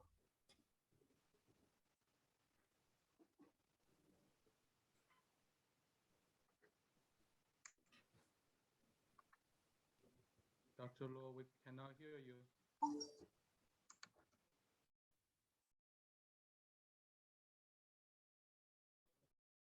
Madam Luo Ming, you have anything to add, please? We cannot see you. While Dr. Luo is trying to fix her microphone, I see hands from MNR office in Beijing, Mr. Chair. Okay, great. The floor is yours from a representative from a Ministry of Natural Resources. Please. 国家自然资源部的代表张市长，请你发言。谢谢张主席。各位同事，大家好，非常高兴参加今天。Dear colleagues, ladies and gentlemen, good morning, good afternoon, good evening. Just now, Mr. Badman, on behalf of the Institutional Framework Task Team, introduced their work progresses. As a member of the task team, I would like to make my suggestions, and I hope our WCF should be an independent platform for international cooperation, and we should fulfill the unique role to enhance the relevant convention and international organizations' works. And we need to define our position. For example, what kind of challenges and what topics we need to focus on, and what kind of joint actions and products we need to provide. And the public products should include the relevant exchange activities, assessment reports, standard guidance, action initiatives, data platform, commitment lists, etc. And it takes steps to build the WCF into an entity. In the initial stage, and we could regularly hold, for example, a biannual meeting, and the participants could provide their secretariat services to attract more stakeholders so that we could enhance our achievements and impacts. And we could recently work out the themes, topics, and achievements for the next 2 and 3 WCF meetings. And just now, Nicholas provided many practical suggestions. I think all these suggestions can be included into the WCF planning. And the more enriched the content of the forum is, the greater the impact it will create. Also, the greater it will help the improvement of our institutional framework and work pattern. Thank you very much for your suggestion, Madam Jiang. And I have realized that you have been working closely with the task team 1, and also you have been providing very constructive suggestions to their work. I know you have done a lot of researches and recommendations. For example, just now you provided your suggestions on the positioning of the WCF, and including how to provide the very attractive public products, including the guidances, standards, everything. Actually, they are very practical working mechanism of WCF. And also you propose to define the themes, topics for the WCF every year. I really appreciate your suggestion. And going forward is so closely and work together. I really appreciate so much.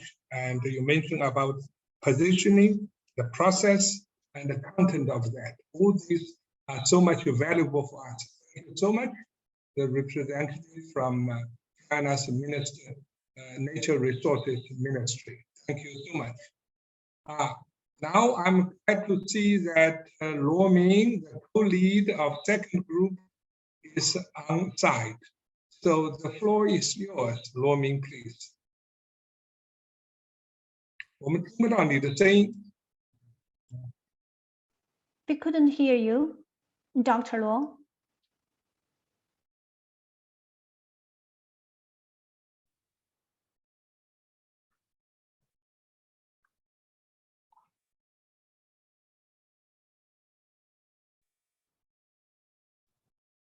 Mr. Chair, I think Dr. Luo still have problem with the microphone. Reminding with the time we will work with her. In the meantime, I suggest to go to TT3 now.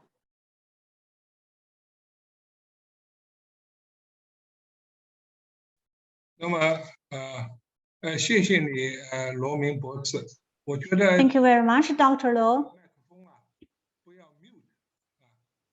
I think your microphone is muted, and maybe you could ask for the help from others. In the interest of time, we will continue with the next presentation, and later when the microphone issue is fixed, we will invite Dr. Luo to make the presentation again. Any efforts you can make. Thank you so much. The next one will be that the co-lead of the local and subnational engagement task force, the director for biodiversity, nature, and health, Madam Ingrid Kozetti, please. Ingrid. Thank you very much, Chair. Thanks. I hope everybody can hear me. I would like to just share my screen because I have a few slides. Thank you. It seems I've been granted permission. I hope everybody can see the slides. I'm not going to refer to the purpose of the task team, other than to say that we're focusing on how to engage cities and subnational governments And also just to recognize that this is being done with the involvement of the host city, Yangcheng, and other champion coastal cities. And you will recall that Alex Zhang did refer to some of them. I think that just the important thing as far as cities and subnational governments is concerned is looking at ICLEI's footprint. You can see on the screen there that we're covering 125 countries worldwide. So this is a considerable footprint that we do have. And we also have expertise within coastal management in our organization. And some of the partnerships that we are working on at the moment to profile the World Coastal Forum, besides the conventions where we have existing relationships. We've mentioned quite a few here. We've started talking to, for example, the Blue Flag Beaches organization operated by the Foundation for Environmental Education, and they're very interested to come on board also. And then we do have very strong linkages and networks with many other city and subnational governments that we will bring on board as well. So just a quick overview of some of the things that we've already done and that we are planning in the weeks ahead. Till now, we've been very occupied with the CBD meetings in Nairobi, which are past. So we have some space now before the convention COP takes place later this year, and we will accelerate our efforts on the World Coastal Forum. But there was a side event, a special side event on local and subnational government at the Oceans Conference, which was held in the city of Matsinos on the 25th. It was not part of the main event, but it was important in the sense that we did reference the World Coastal Forum at the side event. And one of the interesting things that came out there was the call for a lot more emphasis on ecosystems, on coastal ecosystems, and specifically also nature-based solutions. So clearly something that has a lot of resonance. I've also mentioned this Coastal Forum at an event that was held 2 weeks ago in Sao Paulo, where the emphasis is on looking at mobilizing resources for implementation of the new biodiversity framework, and mentioned the fact that there is a World Coastal Forum, and this is another one that we should bring on board. So I think the important thing for us is that we want to mobilize and make linkages with existing initiatives and existing platforms. You'll see there I've got the Sharm el-Sheikh to Kunming Action Agenda, which is within the CBD. And it's more than just a registry of commitments. It's very much also about how to bring non-state actors into the CBD space. And then I want to just highlight cities of nature and regions with nature, where we are developing a coastal community of practice, which is something that we will hopefully have ready by the Ramsar COP. And then there's a number of other things that I can mention, but I think I'm just going to carry on and just say thank you very much. I know we're pressed for time. I've got some links there, and this is just, I think, just to emphasize again the value of bringing on board cities and subnational governments, as they are very important decision makers, and where a lot of our coastal wetlands are located. Thank you. Thank you so much, Madam. And your report is always very encouraging, and also you stress the value for the subnational government and the cities. And we appreciate ICLEI and yourself. It's a great contribution for that. Next one, and let me ask any lead for this group, have anything to add? Willem Sutherland? If no, let me ask any for co-lead for this group, local government group, local and subnational engagement task force. Anything to add? If anything to add later on, please let me know. Okay. Mr. Chair, thank you. This is Jushu from ICLEI East Asia. I have nothing to add. I think Ingrid covered everything very well. Thank you. Thank you so much, Jushu. Okay. Good, excellent. Now we're moving on to the last very important group for the science, and that Willem Sutherland, Professor Sutherland. The floor is yours, please. Thank you, Chairman Chang. I'm delighted to be in the establishment of the World Coastal Forum. It seems a very exciting idea and a very important idea. The coastal habitats is obviously key ecologically, and it's where so many key services are delivered: coastal protection, fish nurseries, tourism, etc. And yet this thin but critical strip is so often ignored. So what we need to do is provide the evidence to allow the delivery of improved practice. So we want to identify what the issues are, where the most important areas are, and what can be done. So with Dr. Lu Wenhai and Dr. Misha Jackson, we are the team, we lead this team to build up the research in order to underpin the World Coastal Forum. And our core principle is to work in collaboration and to work with others rather than to compete or rather or be divisive. So we're very keen on collaboration, and if anyone would like to collaborate, please get in touch with us. And we have three main objectives. The first objective is working with other experts globally to identify the state of the world's coasts. So by this, we'd like to bring together the various groups that are mapping the distribution of habitats or mapping the distribution of key species and communities or mapping threats. And so we can bring that together and identify the key areas. Also, alongside that, we would like to document where change is taking place. So what are the areas which are most under threat? What are the main threats? And how can we identify those? And horizon scanning, which we've done a lot of, is one of the key processes that you can imagine there. So with that, we will know what the key issues are, what's important, where it's important. The second thing is to look at the evidence underpinning the possible actions. So there's a process called solution scanning by which we identify the possible actions that could be carried out. And a key principle is to extract the evidence so it is readily available and can be used by others. So we've done some of this sort of process before. So for example, with others, we've brought together the evidence on coastal engineering and ways of making coastal engineering more ecologically acceptable. Turns out there are 43 different actions, and you can pull out the evidence as to which of those work, which of those don't work, so you can just look it up immediately. And that's what we think we should be doing.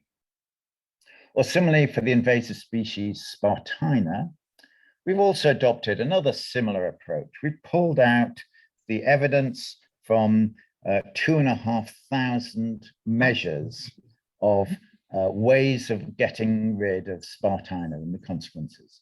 And that data is all sitting in a database, so the user can identify it and do the analysis they want to do. They might just want to look at studies around the Mediterranean, as many of you are around the Mediterranean, or around the Atlantic coast. You might just want to look at different herbicides, or you might want to look at different physical measures, or you might want to look at the outcomes for carbon or whatever. The data is sitting there, so you can do your analysis. So extracting the evidence seems to us key. Extracting the global evidence in different languages is really important. And we've done a lot of that. So we've shown that that process is important. And thirdly,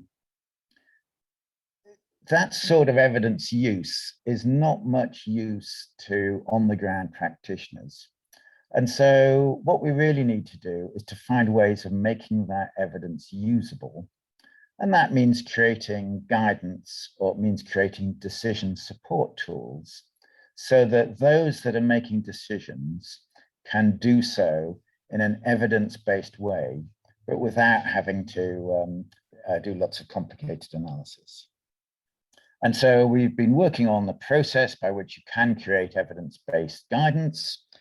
We've done it for bird disturbance and ways of reducing disturbance on birds. but there's lots of potential for doing that across the board and perhaps producing an evidence-based coastal management handbook.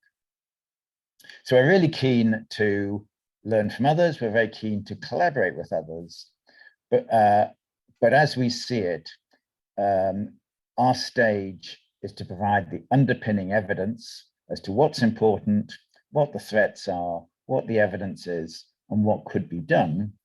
And then that evidence can then be used by the other groups, the groups that will deliver this, in order to make real on-the-ground change, which is actually what it's all about and what's most needed. Thank you. Thank you so much, Professor William Sutherland, for your excellent points, and particular for evidence and the science. Because of time, I will not stress the key points of your important presentation. Thank you. Any co-lead for the science and evidence task team want to add? Anybody? Anybody want to add, please raise your hand. Okay. And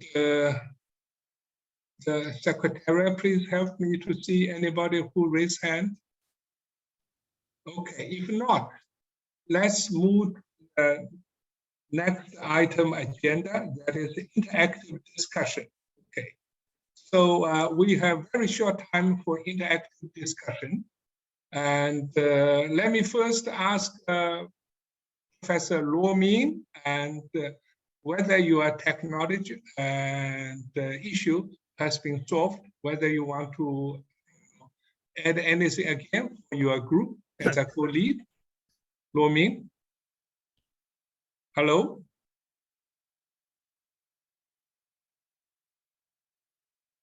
Okay, and if you have anything, please feel convenient, okay, to inform the EFT here so that they can help me. And I also noticed that the Director General of International Cooperation Department of Ministry of Natural Resources, Madame Chen Danhong, we thank you so much. You're also on the this online. We appreciate your time and your contribution. If you have anything you want to say, please let me know. Thank you. Now let me give floor to our great advisor, Mr. Stanley Johnson, please.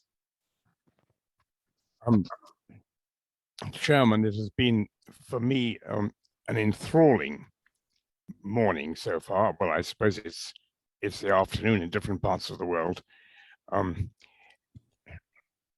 One thing I think will be really interesting, just to have an informal thought at this moment.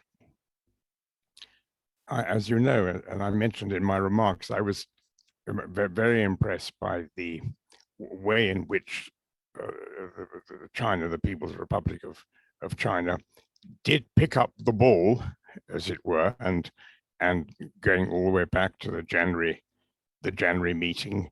You call the January meeting in Yangsheng. The Eco Forum Global has been immensely helpful. We've had this immense support from the Ministry for Natural Resources, and we had the Chief Engineer's speech today. And we had also the very illuminating presentations by Tim Badman of the work of the institutional group, and he spoke also, of course, for Mr.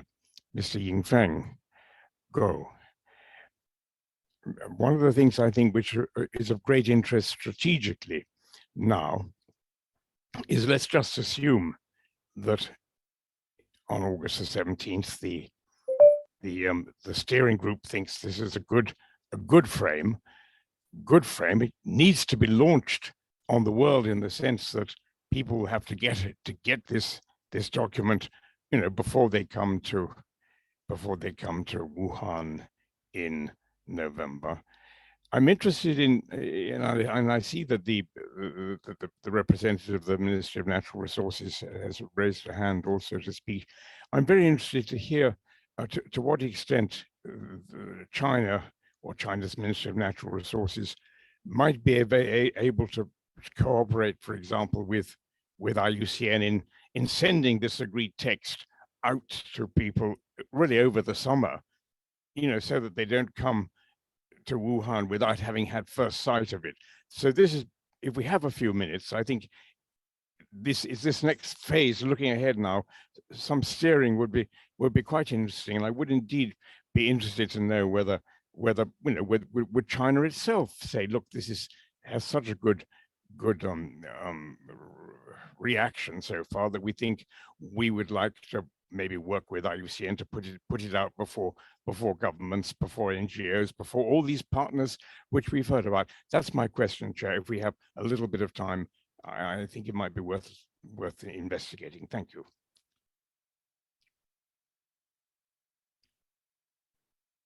Raise lower hand.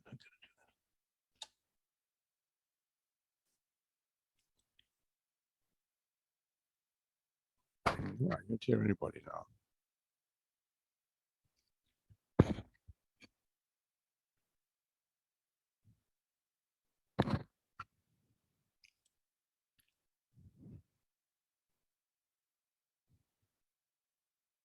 Can you hear me? Thank you, Stanley. Thank you so much. Have you completed your deliberation? Mr. Johnson, can you hear me? And yeah, I can hear you. I'm not sure whether anybody heard the question I put, which was, if we do have an agreed text, how are we going to take it forward now so that potential participants at all the different categories we heard might have sight of this text before the key meeting in Wuhan in November? That was in a nutshell. Could we count on, for example, the Chinese government working with IUCN to make sure this text does get out now over the summer? Thank you, Chairman. Thank you so much for your question, and your actually, it is your very constructive idea. Think ahead how, when we have a great text, how disseminate that, right, to different stakeholders. So for this question, and our advisor, Mr. Stanley Johnson, put forward any, responding to this one from the floor.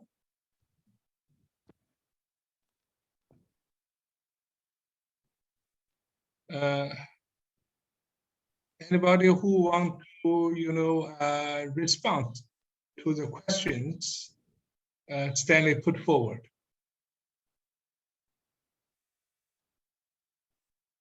And if I may ask, Mr. Tim Batman or Nicola or Alex, you have any idea? Tim, please. I'm happy to. Oh, sorry. Oh, good. Oh, go ahead, Nicola. No, you go. You go. No. You. This is a question for you. Okay. Well, I think it's a very good question.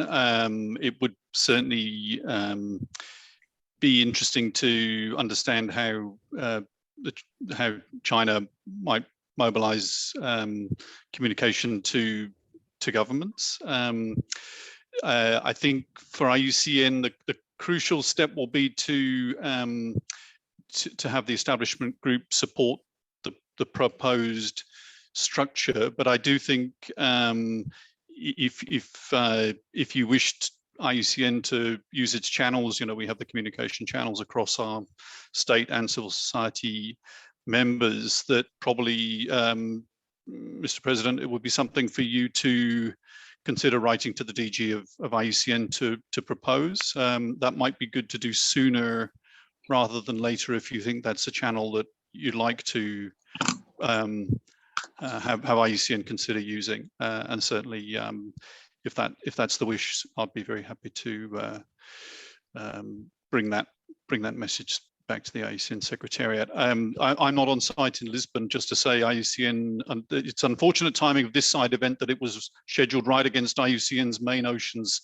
side event by a piece of bad luck, but for those in Lisbon as well, IUCN's got quite a significant delegation there, so do go and find colleagues in our delegation, and you could also talk about that directly, including the outcomes of this very good side event we're having today. But very happy to follow that up with you, and I think it's an important recommendation that the establishment groups needs to think about around communication of the proposal to potential stakeholders. Thank you very much, Tim. And next, Nicola, please. Following Nicola, I think that Roaming raised hand. So following Nicola, floor is Roaming. Okay. Please, Nicola. Yes, please. I just simply to add to what Tim has said. I mean, we have a steering group planned next week, so hopefully the steering group can can approve the current draft charter, and of course the next establishment group meeting isn't until the 17th of August, and maybe we can find a way to get a thumbs up from them ahead of doing as Stanley suggests and sharing the charter more widely. But that's a decision I think that we will have to discuss next week at the steering group meeting. Yeah, I very much welcome Stanley's suggestion to get on with it. Thanks. Thank you, and thank you again, Nicola. And you also stress that next meeting, the steering group of WCF-EG's steering group will approve the charter, so that the text will have that. So how can it widely shared, so that before the Wuhan meeting, it has wide and very solid communication and understanding and support. 他征求意见呢，就是说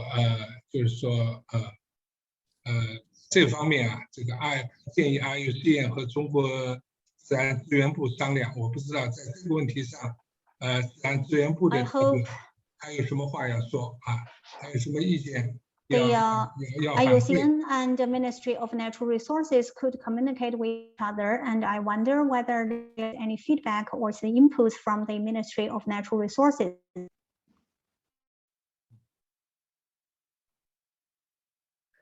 Mr. Chair, you still have a hand from Roaming and also Stanley. Okay, so let me say it again. If 资源部的代表有任何意见，关于这个建设性的提案， Any comments or suggestions from the Ministry of Natural Resources? 现在我把 If you have any, please raise your hand. Next, I'm going to give the floor to Dr. Yes, Roaming. our advisor, Mr. Stanley, please. Roaming, the floor is yours. 谢谢主席，我现在是从这个手机里边再打进来，能 I'm 听见？ using my mobile phone to attend the meeting. Can you hear me? Yes, we can hear you very well. I'm sorry. I would not switch on my camera. Apologies for the computer fault. Actually, the coastal wetland is the land use conversion area, and which reflects the conflict between the human and land use. Coastal wetland, compared with other types of ecosystems, requires more cases in ecosystem restoration and the lack of costs and fund. So that's why the conservation is not sufficient. WCF should focus more on the detailed issues. We hope we could create more influential, replicable cases, technologies, reports, etc. for the reference of the relevant works. For example, we need some detailed suggestions, like a coastal wetland, and just like some salty and alkali land in the context of carbon peaking and carbon utilization. and to produce 1 kilo cotton, and the carbon emission is about 1.7 tons of CO2. But the carbon footprint is about minus 1.5 kilo. But they organize the that is to say the 1 kilo cotton only produces minus 1.3 kilo CO2 emission. And for example, the more than 2 million mu of cotton lands. But actually, the lands could fix more than 37 tons of CO2. So actually, it creates about 20 million euro value. Actually, the cotton production could improve our carbon picking and carbon neutralization, so that we could make very objective recommendation, so that the technologies can help us to recover the coastal ecosystem and benefit the local community. We need such comprehensive solutions, and we need to discuss those solutions as well. As we know, because of the market issue, Yancheng has only very limited cotton fields. On this basis, we need more discussions and researches. We hope WCF could work in coastal ecosystem conservation, restoration, sustainable development, and we could play a driving and leading role in all these fields. Thank you very much, Dr. Luo. She emphasized WCF's role in key aspects, just like carbon emission, and because our investment needs to be used very efficiently, and of course we will refer to your suggestions and to find a proper way out. Next, we are going to invite Mr. Stanley Johnson. After Mr. Stanley Johnson and the representative from the Ministry of Natural Resources will make your comment. Stanley, the floor is yours. Oh, thank you very much. I wanted to go back, if I could, Chairman, to the brief discussion we had about the next step forward, and I just wanted to say, and I realize this is not a decision-making organization, this particular conference, but I would hope that we were able to welcome Tim Badman's suggestion that he might report back to his authorities in IUCN, to say that we very much hope that IUCN might be able to help move this document forward in the fullness of time, and that fullness of time might be very soon indeed, because as Nicholas says, we've got meetings next week now. So that's the first thing, the recognition of how welcome, Tim, your statement was to me, and I hope to others. And the other thing is perhaps slightly more complicated, because I heard an appeal to you, Chairman, Professor Zhang. Of course, I say complicated because you've been, 2 terms of the president of IUCN, and you may be, very reluctant, to appear to be, involved with IUCN, just out of tact and delicacy. But nonetheless, I got the sense that there was a feeling here that if you yourself at this point were able to write, to the Director General of IUCN, that would be an interesting, as it were, pincer movement, if you like, with Tim coming up from underneath and you coming down from on top. and my last point was a query, and maybe it was answered by the Chinese delegate, but I didn't hear it. My last point was, at a certain stage in this question of looking at the role of IUCN, I think it would be very nice if for example, the Ministry of Natural Resources or the Chinese Ministry of Foreign Affairs were indeed itself able to indicate to IUCN that yes, China would very much welcome the support of that great institution, IUCN, in terms of getting the document out now at this crucial moment. That was just an extra thought I had, and I didn't hear an answer by the Chinese delegate to the question I posed. Thank you.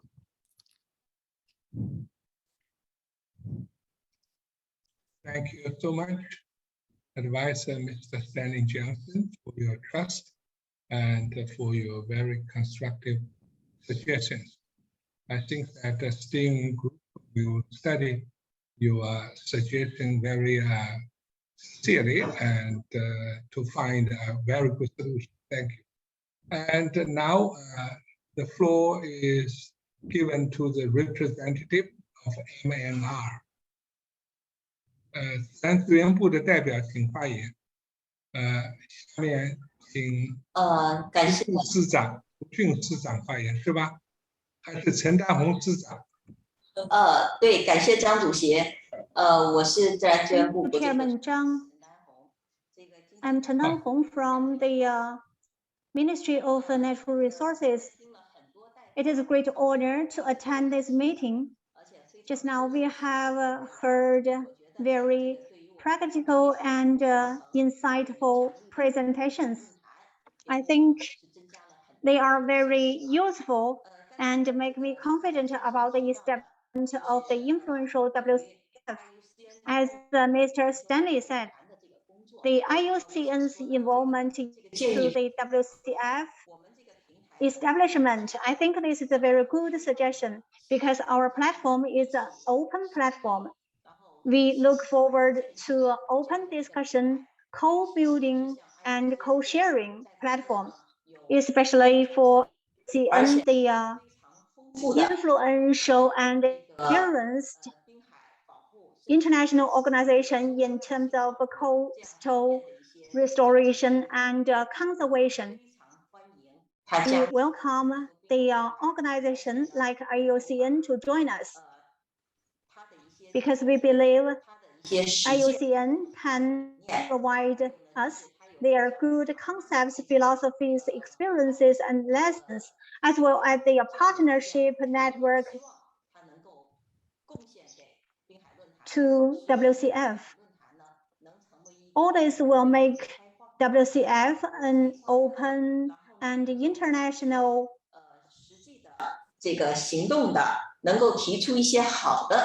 concrete action plan.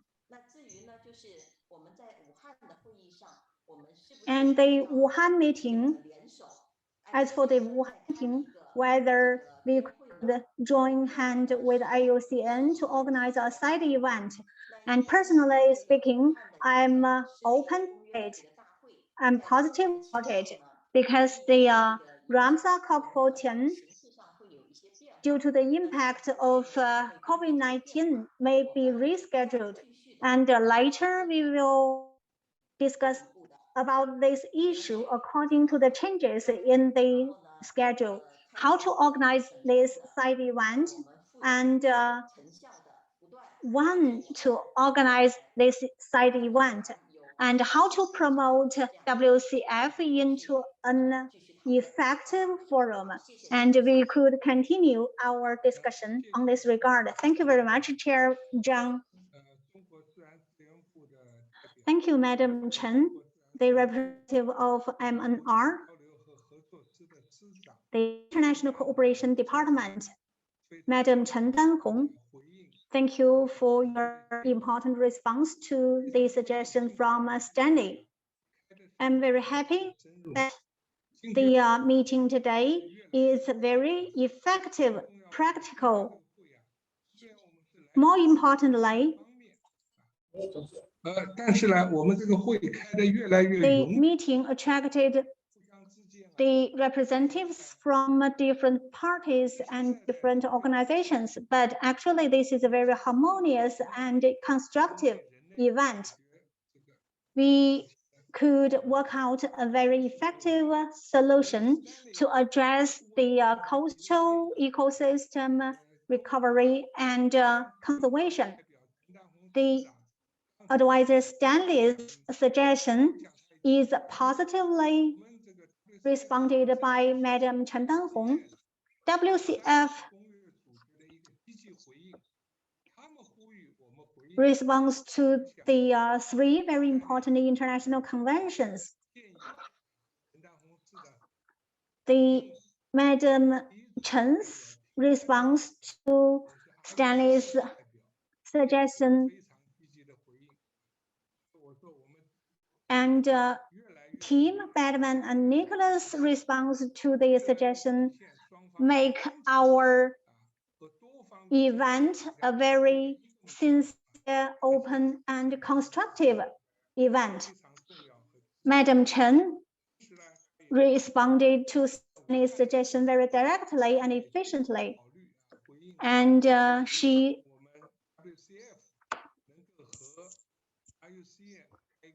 has positively confirmed that the possibility of organizing a side event by IUCN and WCF together.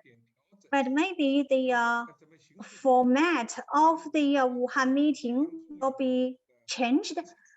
Anyway, the Wuhan meeting will be a very important occasion. MNR as the government authority of the host country is very important. And thank you for your positive confirmation.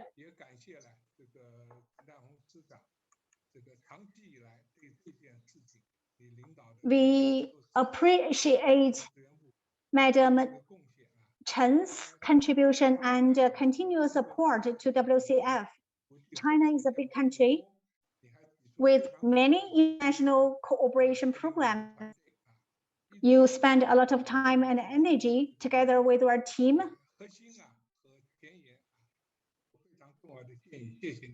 Has been playing a leading role in supporting our works. Thank you very much. And next,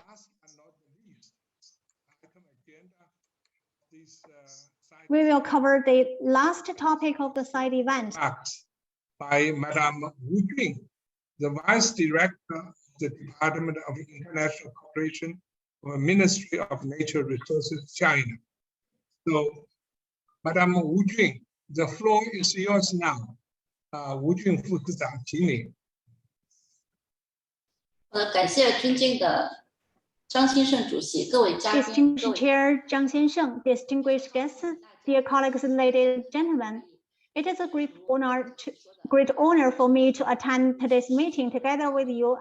As Chairman Zhang Xiansheng said, we have made great achievements, and the representatives and experts from international organizations emphasize the importance of global coastal conservation, and you have provided many constructive suggestions. Here, I would like to appreciate your presentation and contribution, and the gratitude to the WCFEG's great efforts. With the joint efforts, we have made good achievements in the preparation of WCF. In order to build it into a multi-stakeholder platform, we have laid the solid foundation. I appreciate the careful and detailed work of the WCFEG, especially the Mr. Zhang Xiansheng, the chair of the WCFEG, IUCN President, Mr. Stanley Johnson, for your inputs, and Madam Nicola from BirdLife International, as well as Alex Zhang from the EFG.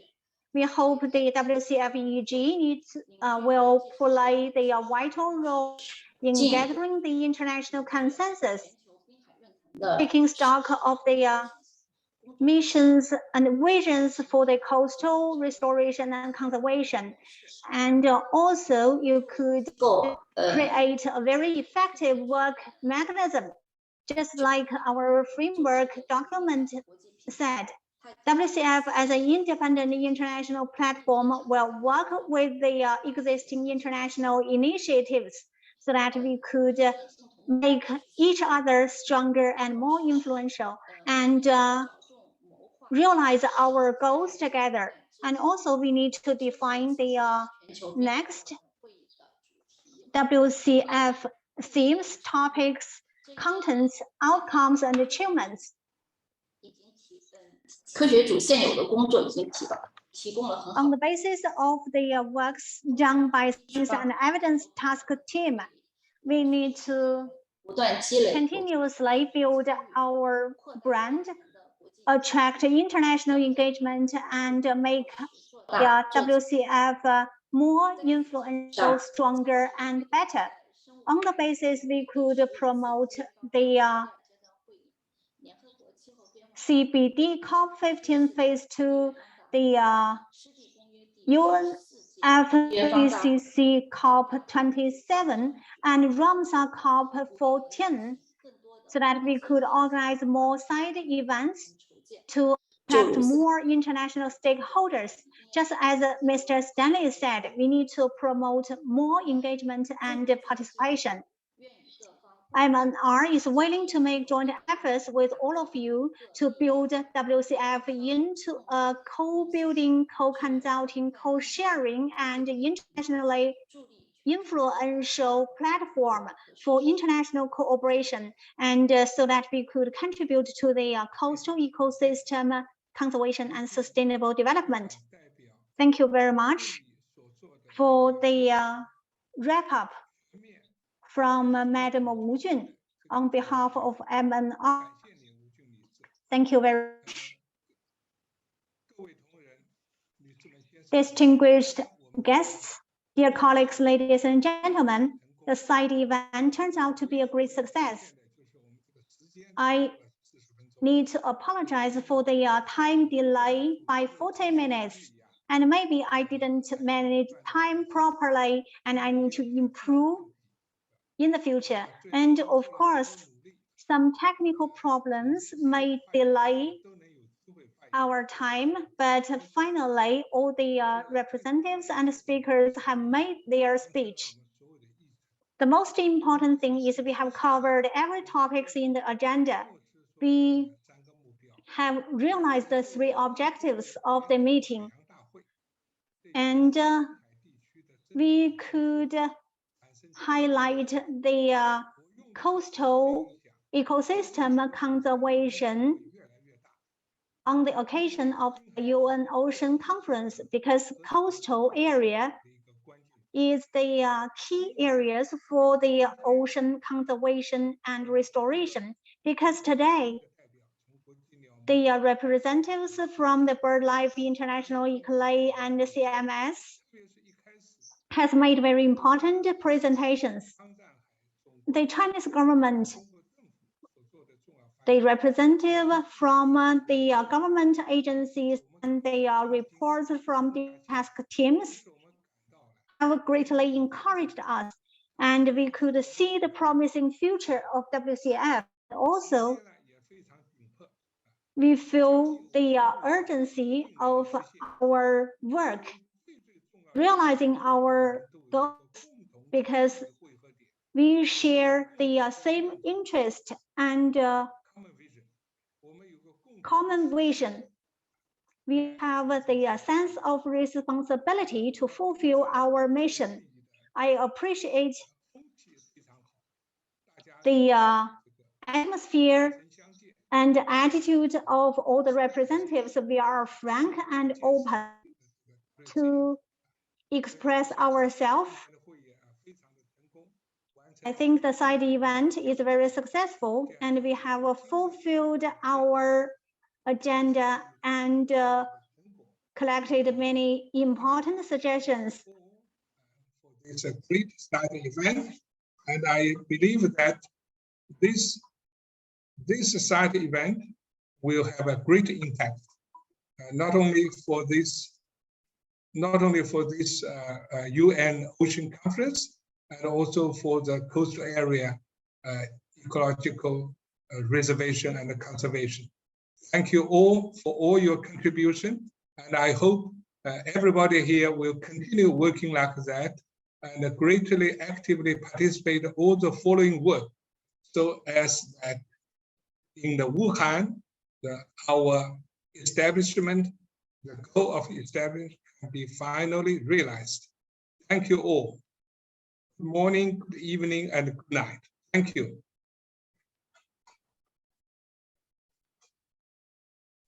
Thank you all. Thank you. Thank you, Chairman. Thank you. Thank you. Thank you. Thank you. Bye-bye. Thank you. Bye. Bye-bye. Bye.